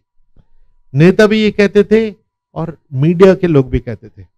हमारी मीडिया की एक बड़ी सीनियर जर्नलिस्ट, नाम नहीं लूंगा, मेरी अच्छी दोस्त हैं, आप नाम से परिचित होंगे, उन्होंने हिंदुस्तान टाइम्स में एक आर्टिकल लिखा इसी पे कि you have killed the festival of democracy. तो मैंने उसी 2 दिन बाद उसी अखबार में एक आर्टिकल लिखा कि मैंने कहा मैडम आप अगर फेस्टिवल ऑफ डेमोक्रेसी मिस कर रही हैं, आप मुझे अपना घर का एड्रेस भेज दीजिए, मैं फेस्टिवल आपके घर भेजता हूँ। आपकी दीवार के ऊपर पेंट करके जाएंगे सारी पार्टी, इसको वोट दो उसको वोट दो, और 24 घंटे लाउड स्पीकर बजेगा, फिर आप ये न कहना कि साहब आपने किल कर दिया। No, festival nuisance is not festival. Festival is when the turnout has gone up from 20% to 70%. That is the festival. तो peacefully without law and order issue उस तरह जो वोटर आगे आ रहा है, ये फेस्टिवल है, न कि उसके साथ जो नॉइज, न्यूसेंस, मार पिटाई ये सब होती थी, ये सब खत्म हो गई।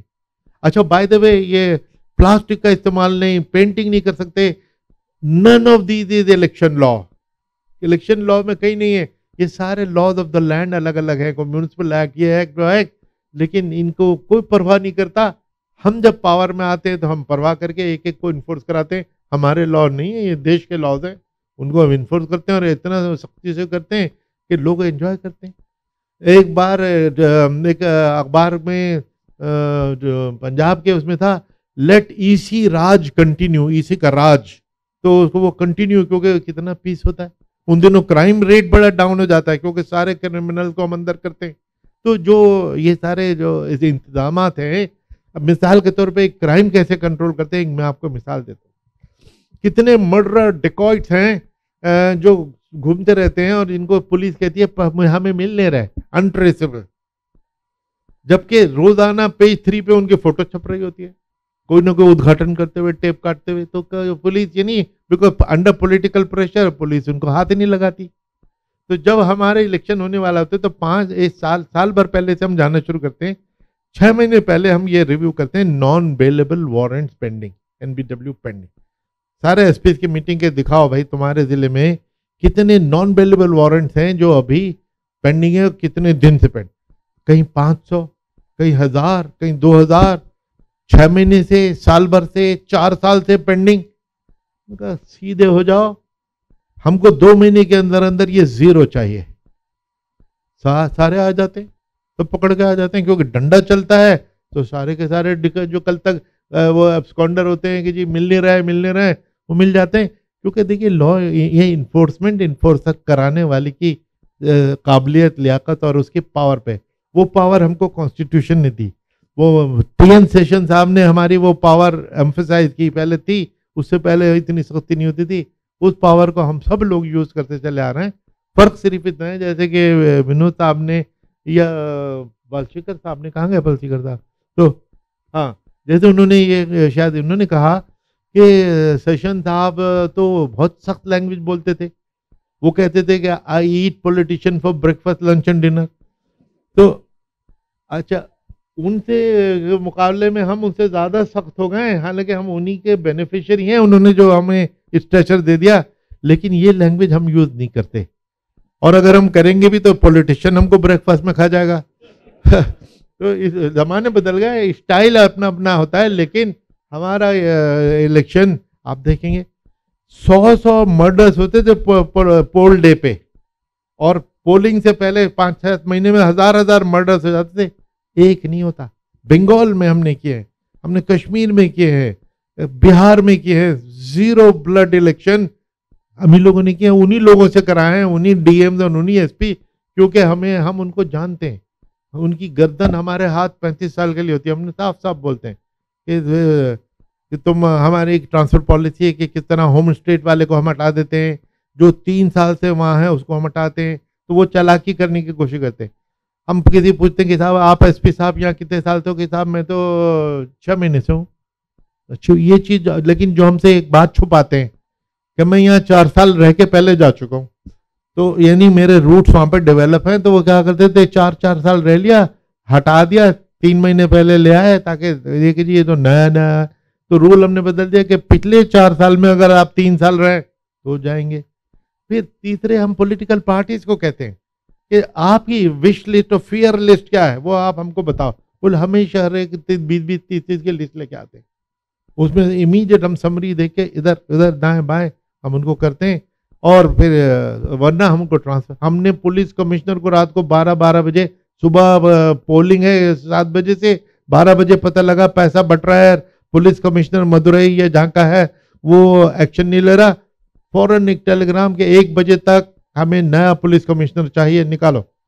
हमने home secretary, chief secretary, DGP तीनों UP के एक साथ निकाले थे, क्योंकि हमारे पास ऑपोजिशन वाले एविडेंस लाए कि ये किसी पार्टी को सपोर्ट कर रहे हैं। Neutrality is not negotiable at all. तो ये सब हम करते हैं।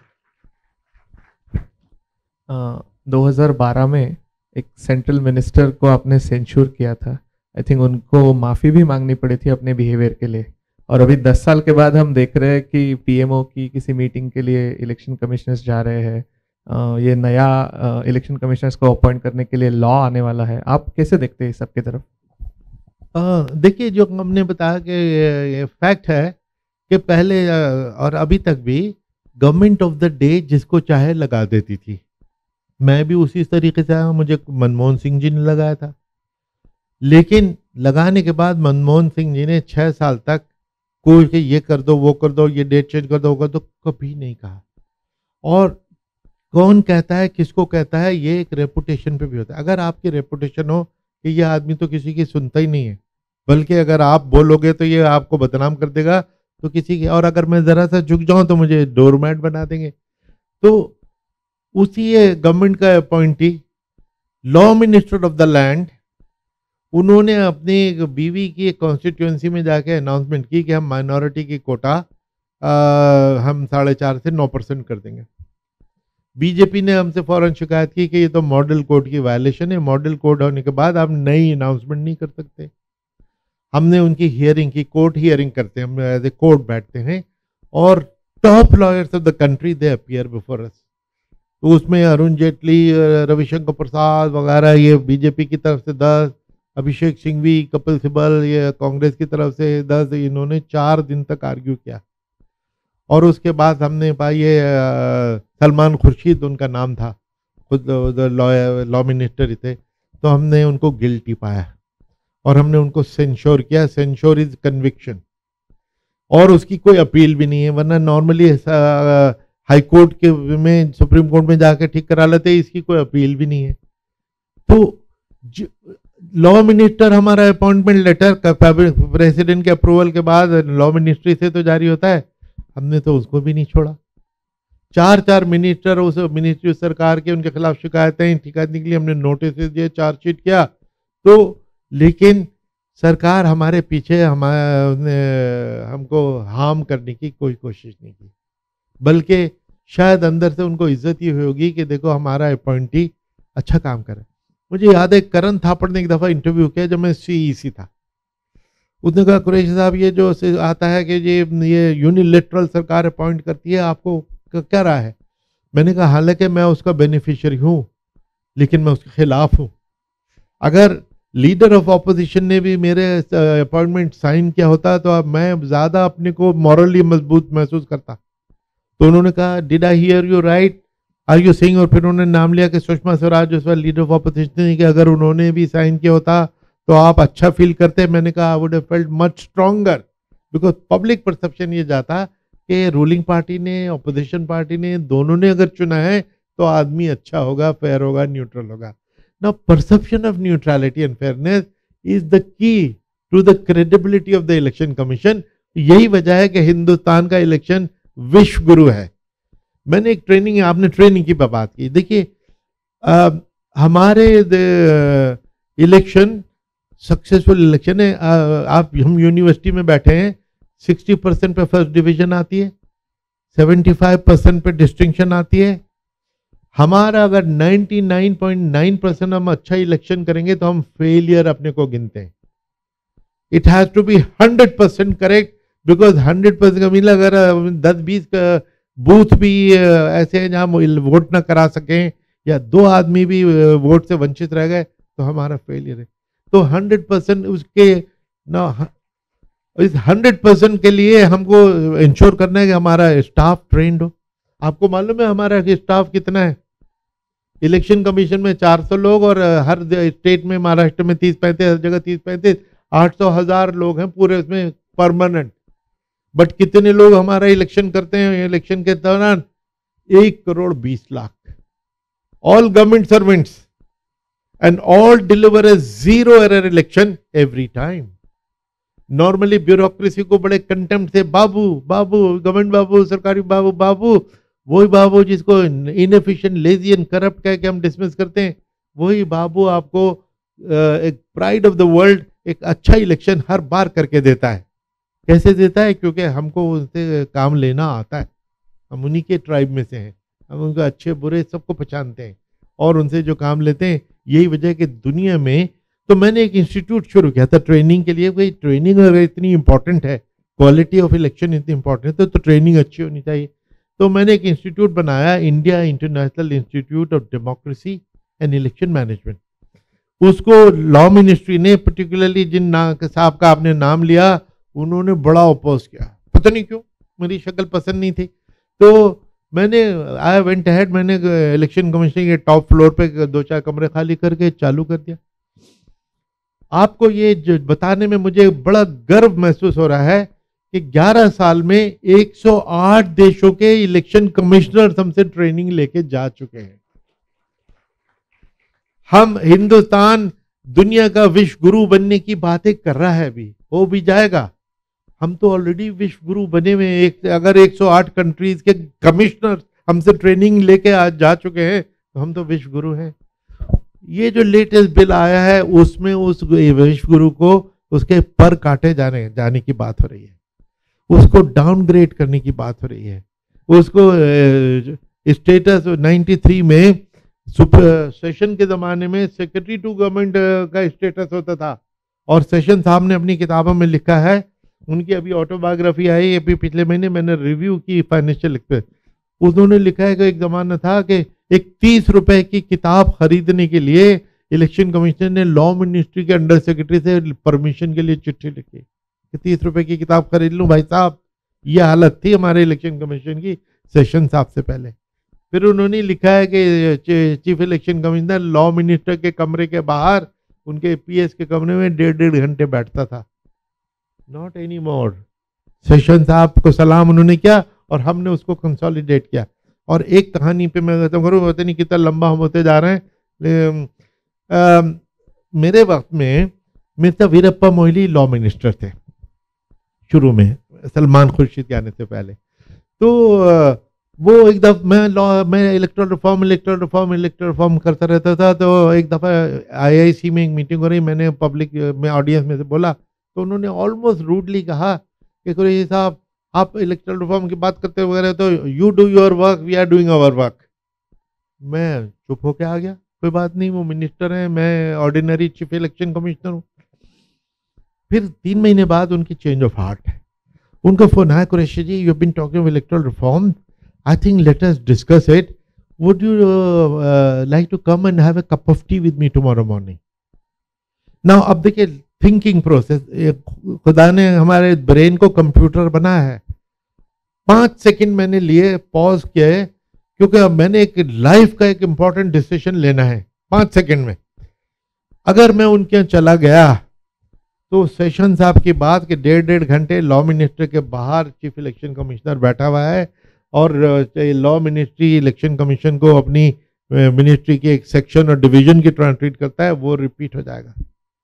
तो मैंने कहा कि Moily ji, very kind of you to invite me for a cup of tea and for this discussion, but why don't you come to election commission? May I invite you because I will introduce you to my fellow commissioner and we are doing certain new things, will show you. He was very gracious, he agreed, he said all right I will come. He came, and what he thought will be in half an hour social discourse or chit chat turned into 3.5 hour serious discussion on all the legal issues. वो अपनी team को लेकर आए, law secretary, additional secretary, 7 आदमी उनकी तरफ से, 8-10 हमारे। 3.5 घंटे हमने ये मीटिंग की। उसमें एक फैसला हुआ कि हम पूरे हिंदुस्तान में 7 रीजनल कॉन्फ्रेंसेस करेंगे टॉप लेवल पे, जिसमें सीएम तो होंगे हर जगह के और आसपास के मिनिस्टर और जूरीज, जजेस, और वहाँ पे इलेक्टोरल रिफॉर्म के लिए पब्लिक ओपिनियन बनाएंगे। तो उन्होंने कहा कि साहब will you cooperate with us? हमने कहा व्हाई कोऑपरेट, विल को host it with you because it is our agenda, हम आपके साथ चलेंगे। तो 7 हमने वो ऑर्गेनाइज किए पूरे इंडिया में। 8वां था दिल्ली में, प्रधानमंत्री मनमोहन सिंह जी ने उसका टाइम दे दिया। मोइली साहब का फोन आया कि Qureshi ji, now that we have to do our national thing, when can I come to you to discuss the arrangement for that? 3 महीने में law minister of the land is coming to election commission a second time and these are the only times in 70 years that he has come to the election commission, right? खैर वो हमने meeting की, इत्तेफाक से वो meeting नहीं हो पाई. क्यों नहीं हो पाई? वो इंटरेस्टिंग बड़ा ह्यूमन रीजन. उस दिन वर्ल्ड कप क्रिकेट फाइनल हो रहा था और इंडिया फाइनल में थी. तो उन्होंने कहा कि साहब ऐसे दिन कोई मंत्री ये वो कोई आएगा नहीं, तो चलो डेट पोस्टपोन कर दो. हमने डेट पोस्टपोन कर दी और अगली डेट रखी गई. तो वो डेट जो थी, मेरी किताब में डेट्स मेंशन है, उस दिन अन्ना हजारे साहब जंतर मंतर पे बैठे हुए थे. पुणे में रहते, कहाँ रहते हैं? पुणे के नजदीक ही. तो पुणे वाले कई मैंने आज मेंशन कर दिया आपको. तो वो बैठे हुए, तो हमने कहा वो डेट भी मुनासिब नहीं है, चलो कोई और रखते हैं. वो इट नेवर हैपेंड. वो मीटिंग हुई नहीं है, इलेक्टोरल रिफॉर्म हुआ ही नहीं, अभी तक पेंडिंग है. अब ये जो रिफॉर्म आ रहा है, ये तो आप देख ही रहे हैं किस टाइप का रिफॉर्म आ रहा है.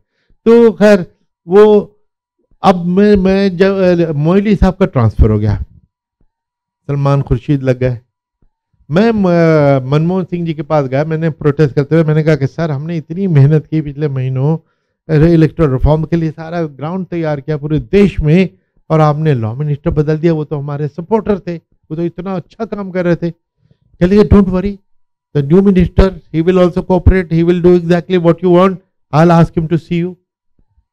एक हफ्ते के बाद तीसरे लॉ मिनिस्टर इलेक्शन कमीशन में हाजिर हुए. तो 3 मीटिंग 3.5 महीने में इलेक्शन कमीशन में हुई, जबकि सीईसी लॉ मिनिस्टर के कमरे के बाहर बैठता था. वो जो 5 सेकंड में कंप्यूटर ब्रेन को खुदा ने गाइडेंस दी कि ना जाना उनके यहाँ, उनको बुला लो, और उनकी ग्रेशियसनेस, अगर वो मना कर देते तो स्टैंड ऑफ होता, शायद मीटिंग्स ही ना होती.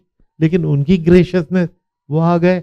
लेकिन ये जो इक्वेशंस होती हैं उस कॉन्टेक्स्ट में, जब आप कहते हैं, जब मैंने ये पढ़ा कि हमारे एक सीसी और ईसी एक लॉ सेक्रेटरी के कमरे में चाय पीने चले गए, हम तो मिनिस्टर की बात करें, वो लॉ से पीने चले गए, बड़े खुश आए, flattered. Now this is not what is expected of us.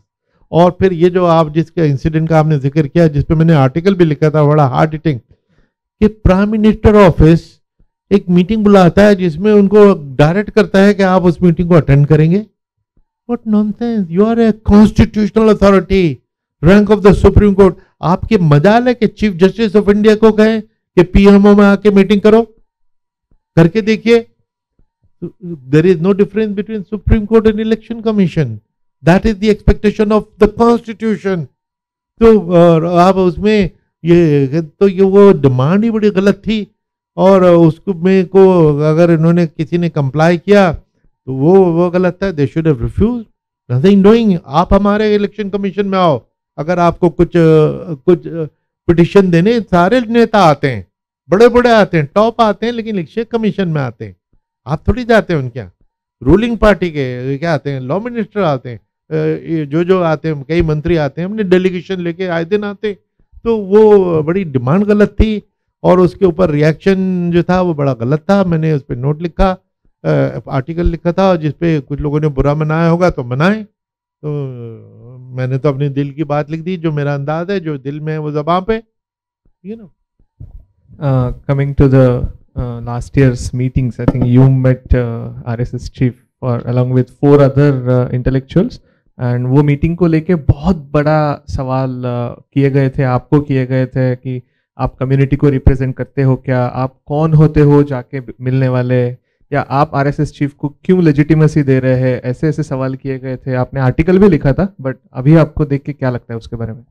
जी, ये हुआ ये था कि हम 4-5 लोग जो आपस में दोस्त लंच डिनर पे कभी कभी मिलते, तो वी वर वेरी कंसर्न. के ज़माने में लिंचिंग बहुत हो रही थी, ये पिछले अगस्त की बात है.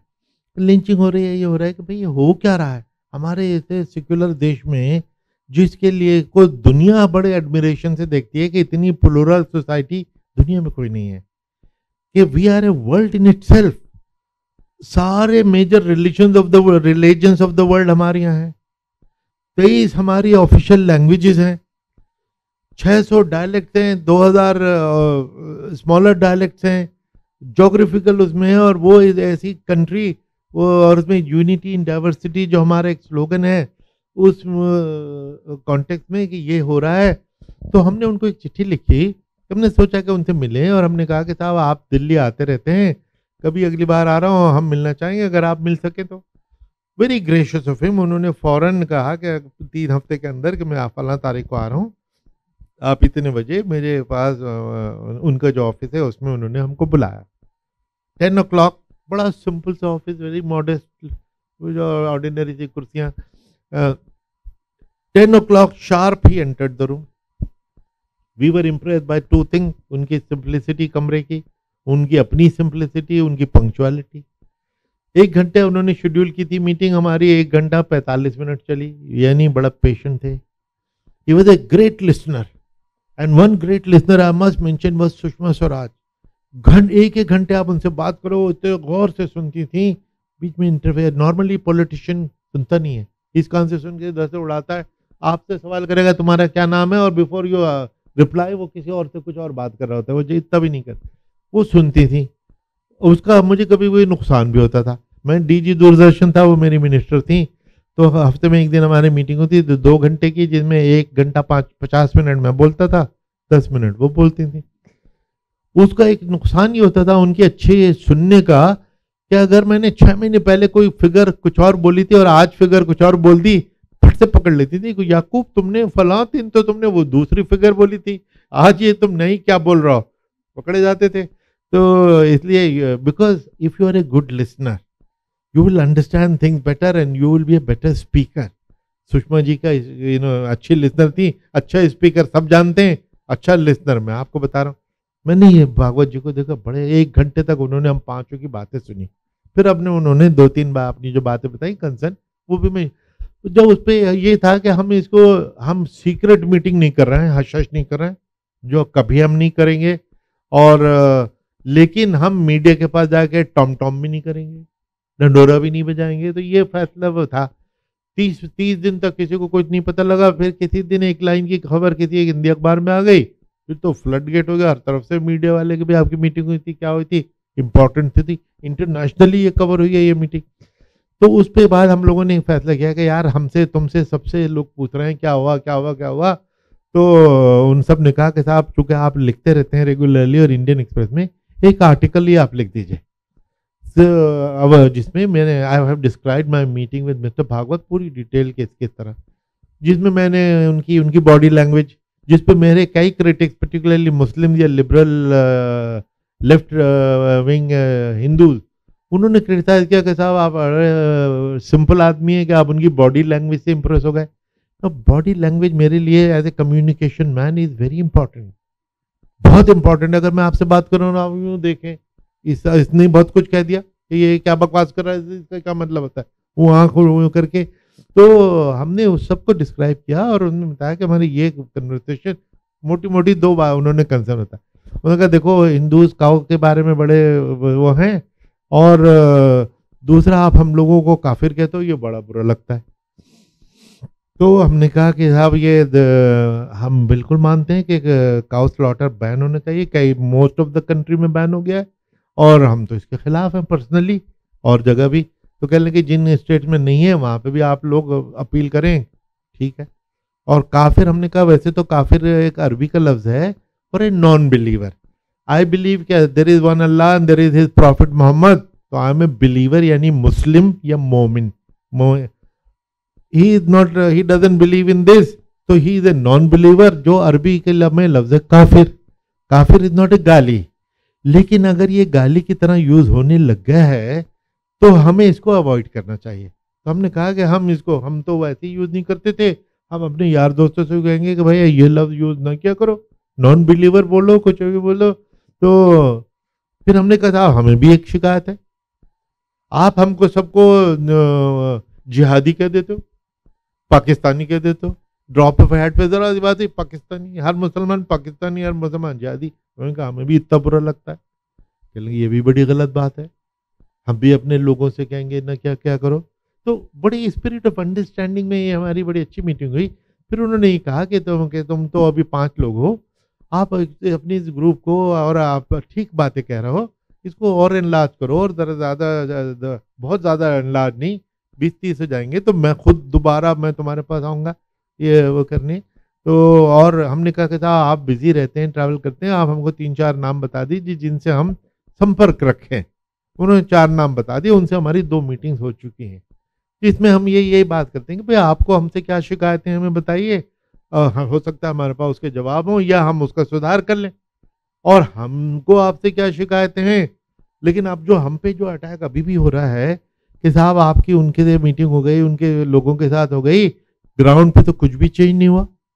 रोज तो वो धर्म संसद हो रहे हैं, जेनोसाइड की कॉल हो रही हैं, हर किस्म की कभी लिंचिंग, कभी पिटाई पिटाई, तो सुधार तो कुछ नहीं हुआ, तो कुछ फायदा नहीं होगा उस पर। अच्छा, फिर दूसरी जो आपने बड़ी इंपॉर्टेंट बात कही कि हमें कई लोगों ने क्या कि ये 5 रिटायर्ड लोग हैं क्या, किसने इनको ऑथराइज किया, ये कौम के लीडर कहां से बन गए। तो हमने उसमें लिखा था कि हम कौम के लीडर बिल्कुल नहीं, हमने तो नहीं क्लेम किया, हम तो 5 मोटले इंडिविजुअल्स, 2 रिटायर्ड अफसर, कोई एक बिजनेसमैन, एक जर्नलिस्ट, एक retired vice chief of the army, तो हम सब अलग अलग लोग हैं, इंडिविजुअल कैपेसिटी में गए थे, और हम कम्युनिटी को रिप्रेजेंट नहीं करते। लेकिन अगर आप हमको क्वेश्चन कर रहे हो कि कम्युनिटी के लिए, तो आप बता दो कि आप कम्युनिटी ने आपको ऑथराइज किया है क्या आप, हम भी तो कम्युनिटी हैं खुद, हम खुद कम्युनिटी हैं, और आपको ऑथराइज किसने किया हमसे क्वेश्चन करने के, आप दिखा दो। तो कोई जवाब नहीं। तो बहरहाल हम अपने इंडिविजुअल लेवल पे जो कर रहे हैं, तो हम लोग फिर भी हम जमीयतुल उलमा, जमात इस्लामी और जो सारे मुस्लिम वो है ना, क्योंकि ये था कि जी आपको ऑथराइज कितने के, चलो वो तो मुस्लिम लीडर्स माने जाते हैं, हम उन सबसे मिले और सब ने, I am very happy to tell you, उन्होंने कहा कि देखो कुछ नतीजा तो नहीं निकलेगा, लेकिन तुमने बहुत अच्छा किया कि जाके मिले, और इसको आगे रखना, मिलते जरूर रहना, क्योंकि कोशिश करना तुम्हारे हाथ में है, रिजल्ट देना अल्लाह के हाथ में है। बड़ी अच्छी बात कही कि भाई हम कोशिश करें, शायद इसका कोई रिजल्ट मिले, और निकलेगा भी, कोई मॉडरेशन होती है। तो we are continuing this conversation, this dialogue, and god willing इसका कुछ ना कुछ, क्योंकि डायलॉग के बिना तो कुछ आगे चली। वॉर के बीच में हॉटलाइन रहती है, फौज के बीच में हॉटलाइन, कि इधर गोले चल रहे हैं, बंदूक चल रही है, एयरफोर्स वो कर रही है, लेकिन हॉटलाइन पे ये दोनों जनरल्स या उधर से एक दूसरे से बातें करते हैं, या प्राइम मिनिस्टर्स के बीच में होती है। वो इसीलिए होती है कि communication should never break down. 3 आखिरी सवाल, 2 छोटे और 1 बड़ा।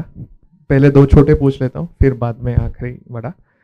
यूनिफॉर्म सिविल कोड के बारे में आपकी क्या राय है? बड़ा विषय है पता है, बट छोट मुख्तसर नहीं, मैं जवाब देता हूँ। मैंने इसके ऊपर एक आर्टिकल लिखा था अभी पिछले महीने आउटलुक में। आउटलुक ने एक special issue uniform civil code पे निकाला था, बड़े लंबे लंबे उसमें कई आर्टिकल हैं, लेकिन एडिटर मेरे पीछे पड़ा रहा, और उसने एक बड़ा इंटरेस्टिंग बात की, एप्पल शुगर था। उसने कहा कुरैशी, मैं तुम्हारे आर्टिकल में इसलिए इंटरेस्टेड हूँ कि तुम बहुत सिंपल लैंग्वेज में लिखते हो, और बड़ी क्लैरिटी होती है उसमें, कि तुम जो तुम्हारा वर्जन है कि मेरा ये सब्जेक्ट था नहीं, तो मैंने कहा कि चूंकि ही मेरा सब्जेक्ट नहीं, इलेक्शन पे तो मैं 2 घंटे में लिख दूं, लेकिन इस पे मुझे पढ़ना पड़ेगा। मैंने 1 हफ्ते पढ़ा, मैंने आर्टिकल लिखा, उसका मोटा मोटा ये है कि मैं तो कहता हूँ 1 लाइन का, इसमें 21st लॉ कमीशन थी, headed by justice BS Chauhan. Justice Balbir Singh Chauhan was the 2nd senior most judge of the Supreme Court, handpicked by Prime Minister Modi। And इनको ये टास्क दिया गया कि इसका फॉर्मेट लेके आओ कि किस तरह यूनिफॉर्म सिविल कोड बना के लाए।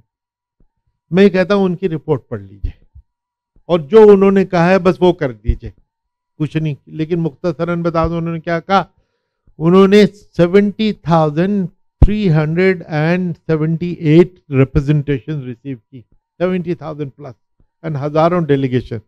उन्होंने कहा कि common civil code, uniform civil code is neither necessary nor desirable at this stage. Justice Chauhan, Law Commission, appointed by this government. दूसरे है कि you are talking of uniform civil code in the name of unity of the country, it will lead to disunity of the country. Justice Chauhan. तीसरी चीज जो लोग हर शख्स कहता है कि देखिए, हाँ आजकल के लोगों को शाहरुख खान और सचिन तेंदुलकर ना नाम पता होता है, लेकिन बाकी कुछ इश्यूज पता नहीं, लेकिन सबने ट्रिपल तलाक, निकाह और हलाला का नाम बच्चे बच्चे ने सुन रखा है, क्योंकि उनको सुना दिया गया है, राइट। ऐसी सूरत में यूनिफॉर्म सिविल कोड का मतलब, देखिए कॉन्स्टिट्यूएंट असेंबली, डॉक्टर अंबेडकर का विजडम, उसमें उन्होंने इसको कंपलसरी क्यों नहीं कर दिया? क्योंकि डिस्कस किया है कि इतनी वैरायटी है इंडिया में, इतनी वैरायटी है कि ये इसको करना संभव नहीं है, तो इसलिए उन्होंने आगे के लिए छोड़ दिया कि डिजायरेबल आर्टिकल 44 सब लोग कोट करते हैं, लेकिन किसी ने पढ़ा नहीं होगा क्या लिखा है। आर्टिकल 44 सिर्फ एक सेंटेंस ये है कि द स्टेट शैल इंडेवर, यानी कोशिश करेंगे, endeavour to bring a uniform civil code across all territories of India, not all communities of India, but all territories of India. Now, same constitution, Article 371, Nagaland, Meghalaya, Manipur, Goa, जगह जगह उसको ये एग्जम्पशन दी हुई है कि ट्राइबल कस्टम्स को न छूना। तो क्योंकि आप छू के देखिए, आज छू के देखिए, होने वाला नहीं है, क्योंकि north east is already burning, वहां पे आप और ये जला दो। ये जस्टिस चौहान ने ये हमको कॉशन बता दिया। दूसरे एक जो इसके लिए जो आम आदमी के मैन इन द स्ट्रीट का डिमांड है ना कि कन्फर्म कि how can we have two laws कि इनको 4 बीमे अलाउड है।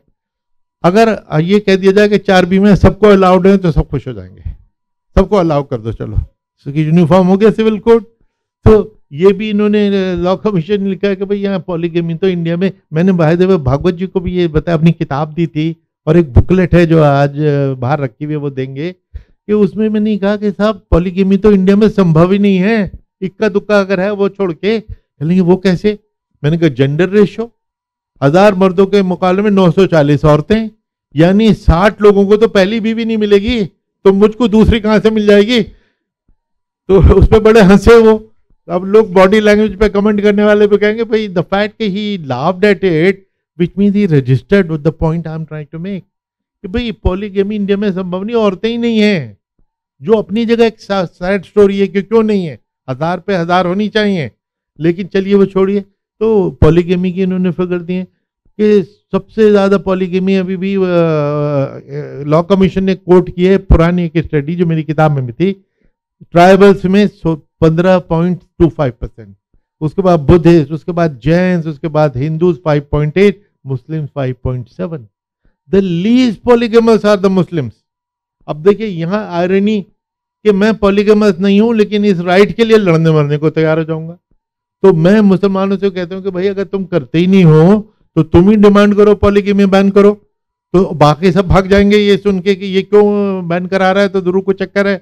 तो 22 मुस्लिम कंट्रीज में बैंड है, हमारी क्यों नहीं हो सकती? तो लेकिन ये इशू ही बड़ा बेसिकली झगड़ा पोलराइज करने के लिए लोगों के। अब एक बहुत बड़े नेता ने कहा कि देखो एक परिवार में कोई बच्चे हैं ये वो है, उनको के साथ क्या अलग अलग आप भेदभाव कर सकते हो? भाई उसका जवाब किसी ने ये कहा कि उसी परिवार में एक 6 महीने का बच्चा है, एक 8 साल की लड़की है, एक 15 साल का लड़का है, एक बुढ़ा है, क्या सबको एक ही कपड़ा पहनाओगे? सबके खाना भी अलग होगा, सबका कपड़ा भी अलग होगा, उसी हाउस में सबके लिए अलग अलग। बिकॉज ये तो नहीं है कि नहीं बिल्कुल वो करना है, इक्वालिटी करनी है, सबको छोटे साइज का ही ड्रेस पहनना है या बड़े साइज का पहनना है, ये तो नहीं है। तो ये तो कॉमन सेंस की चीज़ है। तो इसलिए जस्टिस चौहान की रिपोर्ट को पढ़ लीजिए, उन्होंने जो किया है उसमें उनका विजडम इंटेंशन थी कि इन्फोर्स कराने की, नतीजा कुछ और निकला जब उन्होंने इतना देखा कि भी देश के हित में ये, क्योंकि अगर क्या होता तो कॉन्स्टिट्यूशन ने कर दिया होता। 5 बार सुप्रीम कोर्ट में जा चुका है, सुप्रीम कोर्ट स्टेट की तरफ फेंक देती है कि भाई अभी तक आपने नहीं किया, what is this dead letter, क्योंकि स्टेट के लिए भी इतना आसान नहीं है, आसान होता तो कर चुके होते।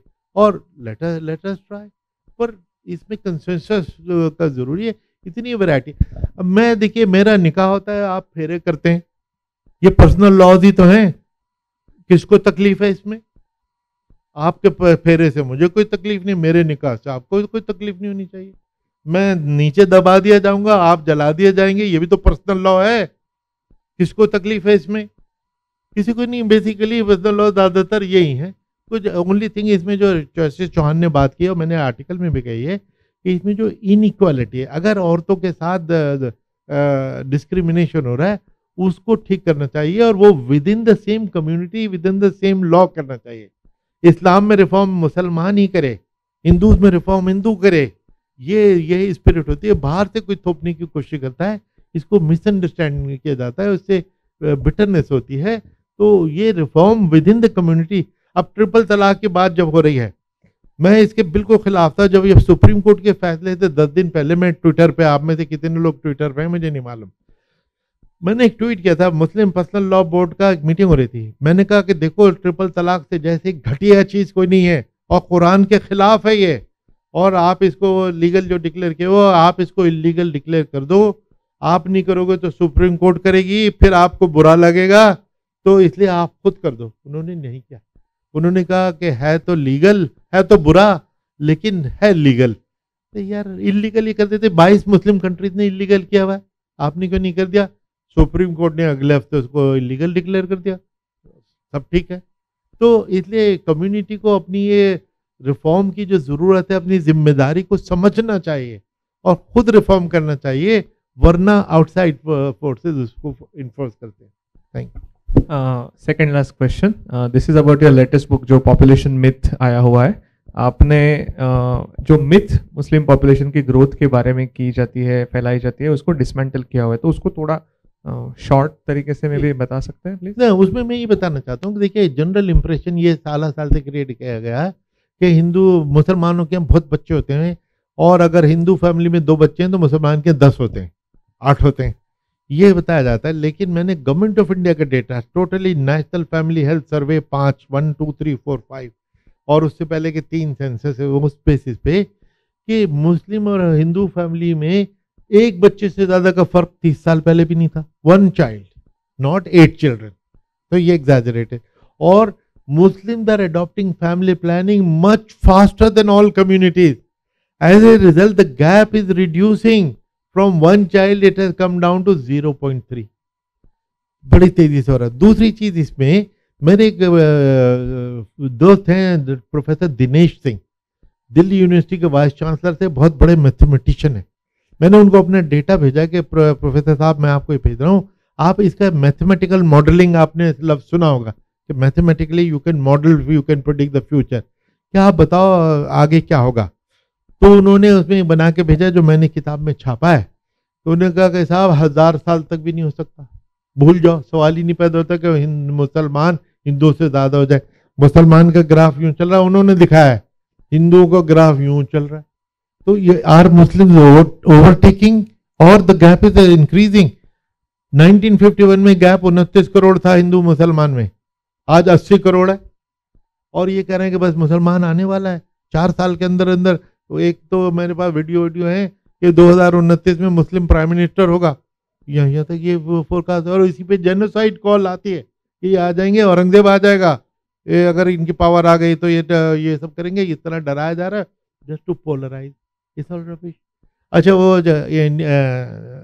नेशनल फैमिली हेल्थ सर्वे कराने वाली जो वो है ऑर्गेनाइजेशन बॉम्बे की, India international institute of population sciences IAPS, उसके प्रोफेसर जेम्स को पिछले हफ्ते सस्पेंड कर दिया गया, क्योंकि डेटा अगर आपको अच्छा नहीं लगता, सूट नहीं करता, तो डेटा को ही दबा दो, कमाल दो। What is this? डेटा ही तो हमको बताता है क्या, वेयर आर वी हेडिंग। तो ये आप ही की स्टेट में हो रहा है भाई साहब। तो ओके, फाइनल क्वेश्चन। ज्यादा तफसील में इसलिए नहीं बताया कि किताब बाहर मिल रही है, प्लीज जरूर प्लीज बाय इट। जो बिलो पॉवर्टी लाइन है उनके लिए 300 रुपए की, जो अफोर्ड कर सकेंगे 400 की, जो इसको कॉज को अच्छा समझते हैं वो 500 या उससे ज्यादा पैसे दे दें। उस किताब से हम दूसरों को बांटते हैं किताब। Okay, final question. आपसे बहुत कुछ सुना है, सुनना चाहते हैं, बट टाइम लिमिटेड है। इस देश के कंट्री फ्यूचर के बारे में आप ऑप्टिमिस्टिक है? आपको कैसा दिखता है future? What do you think? देखिए, मैं तो ऑप्टिमिस्टिक हूँ, और मैं दो बातें मेनली तो ये कि देखिए, पार्टीशन जब हुआ था, एक तो मैं बार बार ये कहता हूँ कि India is a secular country because Hindus are secular. और उसकी सबूत कि मुझे एक दफ़ा एक पाकिस्तानी टीवी चैनल ने कहा कि साहब आप ये बोलते हैं, ये क्या मतलब है इसका? मैंने कहा इसका मतलब ये है कि देखो, जब रिलीजन के नाम पे पार्टीशन हुआ था 1947 में, इस्लामिक स्टेट ऑफ पाकिस्तान बन गई, हिंदू राष्ट्र यहाँ उसी वक्त बनता तो कोई nobody would have batted an eyelid. लेकिन कॉन्स्टिट्यूएंट असेंबली ने जिसमें 83% हिंदूज थे, वो भी अपर कास्ट हिंदूज थे, उन्होंने यूनानिमसली सेक्युलर इंडिया चुना, हिंदुओं ने तो चुना। दूसरे मेरे पर्सनल एक्सपीरियंस है, all the glory which I have got is from the Hindus. सारे मेरे दोस्त हिंदू हैं, और मैं कुछ दिन वक्फ बोर्ड में था, सारे पत्थर और ईंटें अगर मुझे मिली है वो पंजाब वक्फ बोर्ड में एम्प्लॉय था, मेरे मुस्लिम एम्प्लॉय थे। तो इसलिए इंडिया के सेक्युलर होना है, जो बेसिक चीज़ें 5,000 साल का इथॉस है, वो हमारी वो स्ट्रेंथ है, और ये टेम्परेरी एबरेशन होती रहती हैं। और जिस वजह से मैं ऑप्टिमिस्टिक हूँ, देखिए जब पार्टीशन हुआ था, एग्जैक्ट फिगर मुझे मालूम नहीं कितने मिलियन मरे थे दोनों तरफ, कितने मिलियन डिस्प्लेस हुए थे। दिल्ली में हम आकर, मैंने बताया था हमारे सारे आसपास नेबर में हिंदू थे, शरणार्थी कहलाते थे वो, द हिंदी का वर्ड। 10 साल के अंदर अंदर सब लोग वो अपनी वो भूल गए। कुलदीप नैयर तो पाकिस्तान से उनकी फैमिली कटकटा के वो आए थे, लेकिन जोड़ने के लिए जिंदगी उन्होंने गुजार दी। कितनी जल्दी लोगों ने अपने जख्म मार दिए, भूल गए, क्योंकि basically people of India, Hindus particularly, are liberal. उन्होंने अपने वो जख्म भुला के देखिए तो हम भूल गए थे। अगर उतना बड़ा ट्रॉमा हम भूल सकते हैं तो 1500 डेथ्स तो भूल जाना कोई मुश्किल काम नहीं है। लेकिन आजकल का मीडिया नहीं बोलने देता ना, जो ये गोदी मीडिया, सोशल मीडिया, ये बोल के ये जो जहर फैला रहे हैं, ये इसको भूलने नहीं देते। अदरवाइज खुदा की एक गिफ्ट है हम सबको जनरली मेमोरी लैप्स। अगर मेमोरी लैप्स हमें न होता तो हमारी जो मदर की डेथ हुई थी 25 साल पहले, मैं उस पर आज भी रो रहा होता, फादर के मरने पे आज भी रो रहा होता, लेकिन आज मरे, कल दूसरा दिन, 5वें दिन, और आप बस जो उनको याद कर लेते हैं, कभी प्रे कर लेते हैं, भूल जाते हैं। तो जो मेमोरी की जो ये है एक कैरेक्टर, ये तो एक गिफ्ट है, खुदा की गिफ्ट है कि हम भूल जाते हैं। तो ये सारे जो तकलीफें हैं ये टेम्परेरी हैं, अच्छे बुरे फेज आते हैं। और बाबरी मस्जिद में 91 के बाद भी पोलराइजेशन खूब हो गई थी, 5 साल में वो भी ठीक हो गई।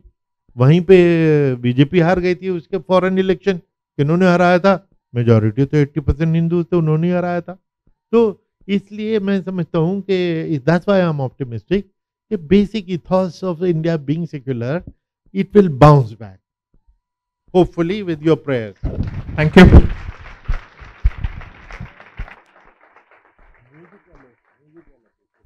Okay, sir wants to talk about this music group that he has. This is probably the most high-profile music group that we have in India.